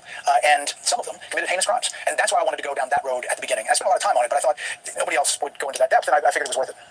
I think it was enlightening, and I think if you didn't follow up and you didn't press it, and you didn't inform viewers about what was actually in that bill, because you're right, she gives the same answer. The only answer that I got to give her credit she didn't use is she didn't say, did you know I came from a middle-class family? I expected that answer at some point. At one point, you reminded her that she had been in power for 3.5 years. She has been saying on the campaign trail she will... So everybody's been saying she's been in power for 3.5 years, and people just wanted to see a lot of, they wanted them to do better. Now, Joe may be having his own health concerns. So praying for Joe too. Getting older is not easy. Getting older is not easy. Like the video, like the video. Let's continue. Please continue to hit the like button, thumbs up, and please subscribe. There's 200 and something in here. If I can please get 200 people to please subscribe and turn on your notification bell. We bring the TTTTT here. Fix inflation on day one. She will deal with the border on day one. Wasn't day one January 20th, 2021, and then at one point she said, well, you know what I mean, and you said, no, I really don't. Explain that. Yeah, I really didn't. I played the soundbites. You remember, she had a couple of bites at the apple in a couple of shows. The View, Stephen Colbert, they essentially asked the same question. She did it on The View. It got a lot of attention. I think Stephen Colbert maybe asked it again to try to give a cleanup operation. I played those soundbites for her, and essentially thinking they have to have a different answer now, this many days later. And it really did. Like the video, like the video. Fair use, fair use. Should have said that at the beginning. Didn't have that much substance differently, saying that she would do something differently. So the theme of the campaign is a new way forward and turn the page. And what I said was, if you're turning the page, who are you turning the page on? You were the vice president for the last 3.5 years. And obviously went with some follow-ups. When she said, you know what I'm talking about, Donald Trump has been running for 10 years. I was just being honest. I didn't know what she was talking about. And I was trying to get it. And like I said, this is a reaction show. So we play different clips. We talk about different subjects. I want you guys to fully understand what's going on with our country. What's going on with Diddy? What's going on with trending topics? I kind of move a certain way because if I see something, I'm going to talk about it. So let's continue to play the clip. What she was saying. So the Harris campaign knew that this was going to air tonight. You say that she finally got in the chair at 5:17. You have to turn this around by 6 p.m. Not an easy task in television. They had given you a hard 30 minutes, no more. And my understanding is they were actually, it was 25, and then it went to 20. Oh, so they cut back on the time, and you know that they're cutting back. It's just not exactly easy. How did it end? We know how it started. When she left, how was her campaign? How was she to you when she left? Yeah, it was cordial, and I said, thank you so much, Madam Vice President, for the time. She said, thank you. Her people, probably 4 people, were wrapping me, with big, moving arms. That's why I looked down to the side and said, I've got to wrap up. You want to keep talking, you want to keep asking questions, but they were very animated. And listen, I hope she comes back. I actually think this is a different take. I think... He hopes she's come back. Now, I'm wondering if some of these interviews, if the questions are given to the person that they're interviewing. These are some of the topics that we're going to talk about. Be prepared. I'm wondering if they had given her a list of things that they would be talking about.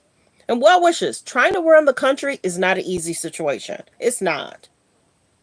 She had a mission that she wanted to do, and maybe she wanted to have a viral moment. She wanted to have a pushback. She came to Fox News and she wanted to have a go after Donald Trump viral moment that plays on a lot of other channels and on social media. And I think she may have gotten that. I think in the interim, we had a good exchange. I wish it wasn't so much filibuster. I wish it was just a cordial conversation about policy and follow-ups. Maybe if we had more time, maybe she'll come back. I don't know. I don't know if she will or not, but I hope she does. And obviously I hope the former president does the same format. It was very enlightening. I walked away with a feeling of, I think I kind of understand why they don't want tough interviews, and this will be the last one I think that they ever do. But you did your job, and you pressed, and... So did y'all hear that? They're saying it's very clear they don't want her to do tough interviews because she might become a little frustrated allege, get overreactive, allege, overreact a little bit. Just answer the question, sweetie. You don't have to cut people off. You don't have to get angry. You don't have to talk about the clip. You don't have to talk so much about somebody else. Many people wanted to hear from you and what you and Joe have done. But then she don't like talking about Joe that much. We're not going to talk about Joe. We're going to talk about me and we're going to talk about Trump. Let's not really talk about Joe that much. But just know that she's saying she won't do exactly what his policies were. But the biggest thing is we're concerned about the policies and what's best for families. So let's listen to the final part of that. He's very clear about her doing interviews and who she's interviewing with. And if allegedly, is she wearing earrings where somebody can speak into her ear and she can be coached into what's being said? Allege. So it is what it is. Maybe if we had more time, maybe she'll come back. I don't know if she will or not, but I hope she does. And obviously I hope the former president does the same format. It was very enlightening. I walked away with a feeling of, I think I kind of understand why they don't want tough interviews, and this will be the last one I think that they ever do. But you did your job, and you were fair, you were tough, you followed up, you pressed her, and in a very short period of time. We appreciate you sharing your time with us tonight. Thank you for it. So I'm glad I found the clip. I knew I saw it.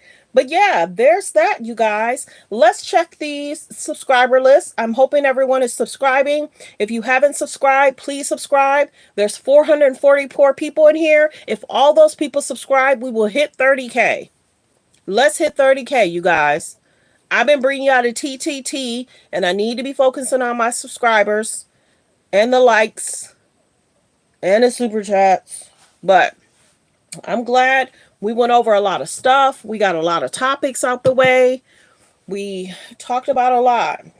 And I had to switch because I finally had found the clip. So you'll find if I find something that has said it, if I find the clip, I'm a divert. So yeah, 10 minutes ago, 15 minutes ago, we were talking hot topics, trending topics. And then I found that clip, which I was looking for. I thought it was on Instagram. It wasn't. It was during the news. Let's see. And then sometime next week, there are different people that's speaking out about the diddler and the situation. I have so many clips of Tupac speaking out. Might do a different show regarding that.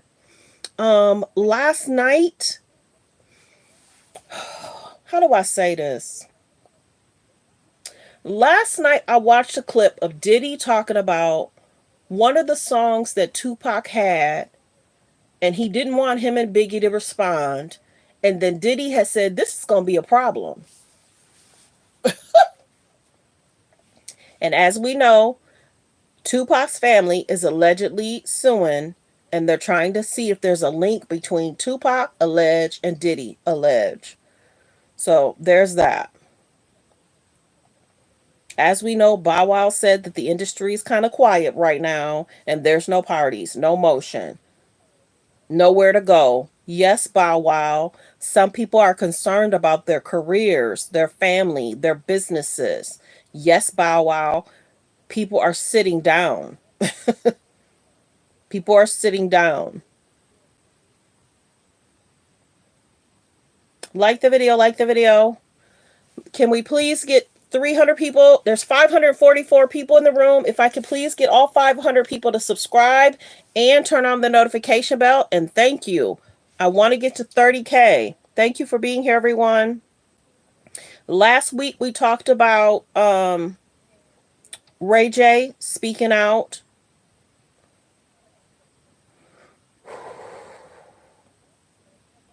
Like I said in the beginning of the show, I think a lot of celebrities are scared to speak because some of them may be under NDAs.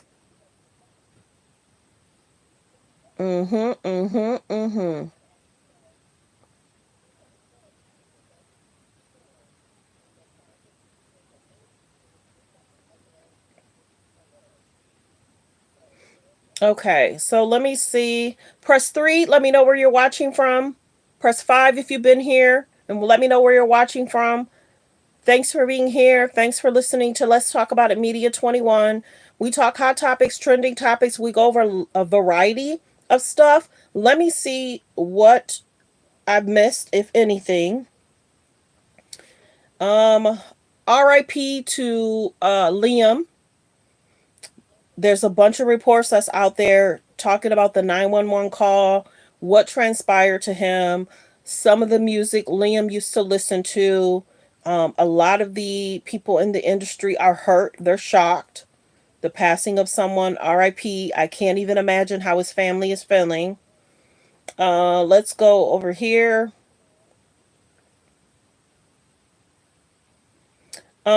It's being said that Remy Ma sets the record straight on cheating rumors. So we might talk about that later. um,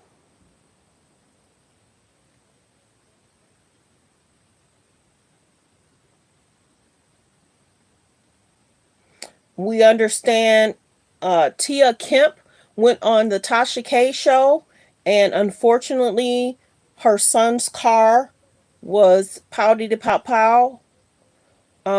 So praying for Tia Kemp's son. She tried to go to the hospital, and I guess they wanted to escort her out of the hospital. Um,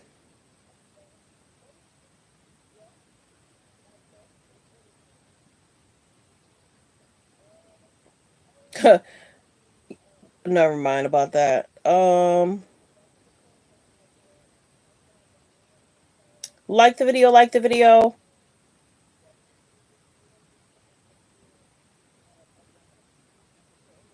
It's being reported that Nicki Minaj may be throwing a little shade at Erica Mena. Erica Mena's been in the industry for a very long time, and she's done some problematic stuff. And with her children being there, that's what everyone's concerns are. If you did not know, Corey Holcomb and Tasha K are kind of going back and forth. Go look that up. Corey Holcomb did a show with Jaguar Wright the other night. I want to say 2 or 3 nights ago. Corey Holcomb had an interview with Jaguar Wright. Tasha K was mentioned, and Tasha K had something to say about Jaguar and Corey Holcomb. Praying for Safari. You know, do you think that Safari mentioned about lowering the child support and that was a distraction because people were like, what do you mean you trying to lower the child support? Or do you think that he was just fed up? It's being alleged there was pictures sent to Safari's family, which is concerning, of him not having clothes on. I guess Erica was trying to let his family know that they were still hooking up. But Safari said he's done with that. So prayers go out to Erica and Safari. That's a mess. Those kids should not be around that. Period. Let me see.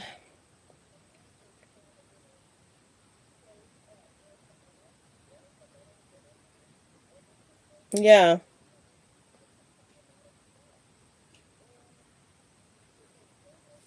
Like the video, like the video. There's 300 people in the building. If I could please get 300 people to subscribe. We're almost at 30K. We're getting there, you guys. We're getting there.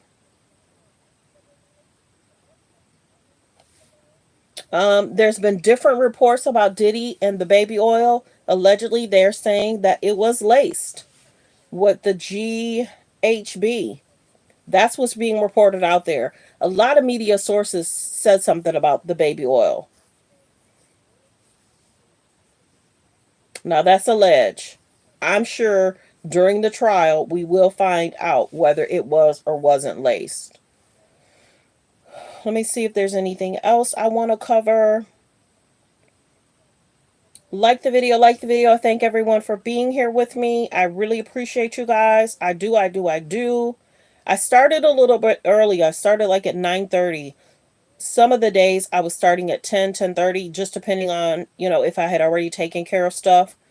So I do stuff at a set time. So I did a lot of stuff to take care of going early this morning. I do a lot of stuff. Like the video, like the video. Press 3 if you're new, where you're watching from. Press 5 if you've been here, where you're watching from. And Paris, I took care of a lot of stuff yesterday. That was my first day out. Out, out, out. few days I would go out, but yesterday I took care of so much. Ooh, I took care of so much. Yeah, but I got a lot done. I got a lot done. I'm moving around a lot better too. Yep. I'm moving around a lot better. Thank goodness. Okay. Yeah, we covered a lot. We don't know what's going to happen in regards to um okay, so this is the other clip that he did say he made a mistake in regards to what was played. Mistake, and I want to say that mistake. When I called for a soundbite, I was expecting a piece of the This is about the interview about Kamala Harris. Interview to be tied to the piece from your town hall, Harris, where you asked the former president about the enemy from within. It just had the piece about the town hall. Just take a listen to what I meant to roll. I think the bigger problem is the enemy from within, not even the people that have come in and destroying our country. We have some sick people, radical left lunatics. And I think and it should be very easily handled by, if necessary, by National Guard, or if really necessary, by the military. They were saying I was like threatening. I'm not threatening anybody. They're the ones doing the threatening. They do phony investigations. I've been investigated more than Alphonse Capone. He was the greatest gangster. No, it's true. We've got to think of it. It's called weaponization of government. It's a terrible thing. I did make a mistake, and I want to say that mistake. When I called for a soundbite, I was expecting. We're about to play the next clip. Thanks for being here, everyone. My point was that we asked him the question about that sentence and what he was trying to mean. My point was that we asked him the question about that sentence and what he was trying to mean. He asked that question to the former president today, Harris Faulkner. Now this is him and Kamala. And this is how he responded. I heard about that. They were saying I was like threatening. I'm not threatening anybody. They're the ones doing the threatening. They do phony investigations. I've been investigated more than Alphonse Capone. He was the greatest gangster. No, it's true. We've got to think of it. It's called weaponization of government. It's a terrible thing. So, Brett, I'm sorry, and with all due respect, that clip was not what he has been saying about the enemy within that he has repeated when he's speaking about the American people. That's not what you just showed. He was asked about that specifically. No, that's not what you just showed. In all fairness and respect to you, that was a question that we asked him. You didn't show that, and here's the bottom line. He has repeated it many times, and you and I both know that. And you and I both know that he has talked about turning the American military on the American people. He has talked about going after people who are engaged in peaceful... He asked that question to the former president today. Harris Faulkner had a town hall. We're about to play the next clip. Like the video, like the video. Thanks for being here, everyone.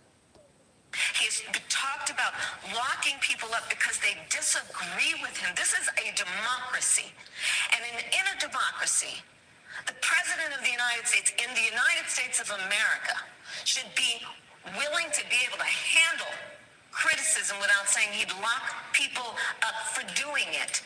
And this is what is at stake, which is why you have someone like the former chairman of the Joint Chiefs of Staff saying what Mark Milley has said about Donald Trump being a threat to the United States of America. Protest. He's talked about locking people up.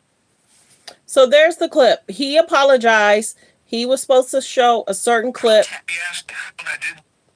And he did not. I did make a mistake, and I want to say that mistake. When I called for a soundbite, I was expecting a piece of the enemy from within, from Maria Bartiromo's interview, to be tied to the piece from your town hall, Harris, where you asked the former president about the enemy from within. It just had the piece about the town hall. Just take a listen to what I meant to roll.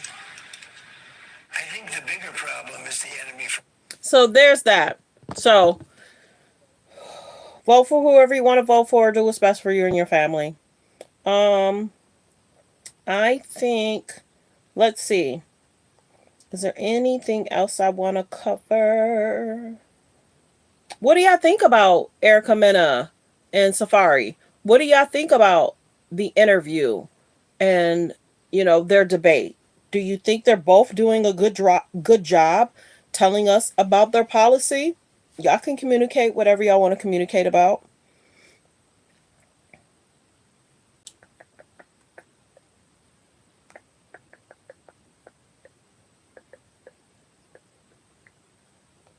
Like the video, like the video. Thanks for subscribing. Please continue to hit the like. I definitely think hitting the like, it definitely pushes me into the algorithm, and it definitely lets people know that we're live. So continue to hit the like button. Double tap the screen, hit the like button, hit the thumbs up above the video or below the video.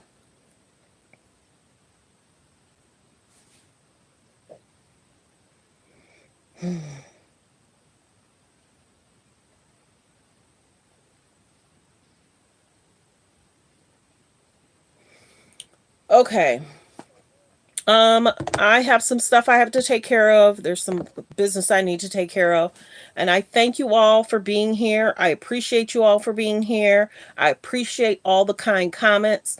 I appreciate all the support. I appreciate the super chat. Yeah, you guys have a blessed day. I'm glad Paris enjoyed the chat. See you all tomorrow. Saturdays, I probably do, depending on family stuff. I try and still go live mid-afternoon, and then Sundays mid-afternoon, because then family's here and they're off work. So I'm trying to do stuff with them too. So I appreciate you all being here. Please don't forget to subscribe. We're trying to get to 30K. If you haven't subscribed, please subscribe. Turn on your notification bells. Are you guys receiving your notifications? Yes or no? Like I always say, copyright disclaimer under Section 107 of the Copyright Act of 1976. Allowance is made for fair use for purposes such as criticism, comments, news reporting, teaching, scholarships, and research. Fair use is use permitted by copyright statute that might otherwise be infringing. All comments are alleged, in our opinion, and for entertainment purposes only. I almost lost my train of thought, but I've been saying it for so long. It just rolls off my tongue. Like I said, check on your nieces, check on your mothers, check on your brothers, check on your family members to make sure they're good. Yeah, let me know where you guys are watching from. Let's do that again. Press 3 if you're new, where you're watching from. Press 5 if you've been here, where you're watching from. I'll do a quick shout out. Super chats are welcome. Sometimes I can't see every comment. And if you want to do, memberships, Paris is a member, so a lot of times I see her name and she has the blue dot around her name. That means that she's a member. So a lot of times I will see what she's saying. She's lit up a certain way because she's a member, and she's been sending super chats. She sent the most super chats, and I appreciate Paris. She's really kind. Me and her talk back and forth. So yeah, Paris is really cool. Hello, South Africa. Hello, UK. Hello, California. Where are you guys watching from? Ryan has also been a great help. He chimes in whatever he can. Ryan, Paris, and Watcha, they've been chiming in and watching and helping over the last 3 weeks. Yeah. Those have been my top 3 that's been a great help for me. So yes, press 3 if you're new, where you're watching from. Press 5 if you've been here, where you're watching from. Let's continue to hit the like button. Let's continue to hit the like button. We have 277 in. We're almost at 30K. Please continue to subscribe and turn on your notifications. Thank you, thank you. Thank you, thank you. So I appreciate everyone for being here. I have to go, but I thank you for being here, supporting me. We talked hot topics, trendy topics. We talked Diddy. We talked politics a little bit. We talked about what's trending in the media. We covered a few different things. Sometimes I'll do deep dives in regards to certain situations, but I really go fast over here. Thank you for just joining. Hello, Scotland. Hello, Africa. Thank you for being here, everyone. I hope everyone has a great weekend. I hope everyone has a great weekend. Let me know, are you guys going out to eat or are you cooking? I went to the grocery store yesterday because that was the first time I can go in the last several days. And I bought a lot of great stuff. I took care of a lot of stuff yesterday. I did. And I was so glad to get out. But I didn't, I kind of overdid it and I shouldn't have, but I had so much to take care of because I haven't been able to really take care of a lot of stuff. But yeah, let me know, are you guys going out? You staying in? Any big plans for the weekend? I don't know if I have to help one of my friends today. They kind of know what's going on, but not really. I don't like to worry people, but yeah. Thanks for being here. Thanks for supporting the channel. Like, comment, and subscribe. Have a great weekend, everyone. Be blessed. Goodbye.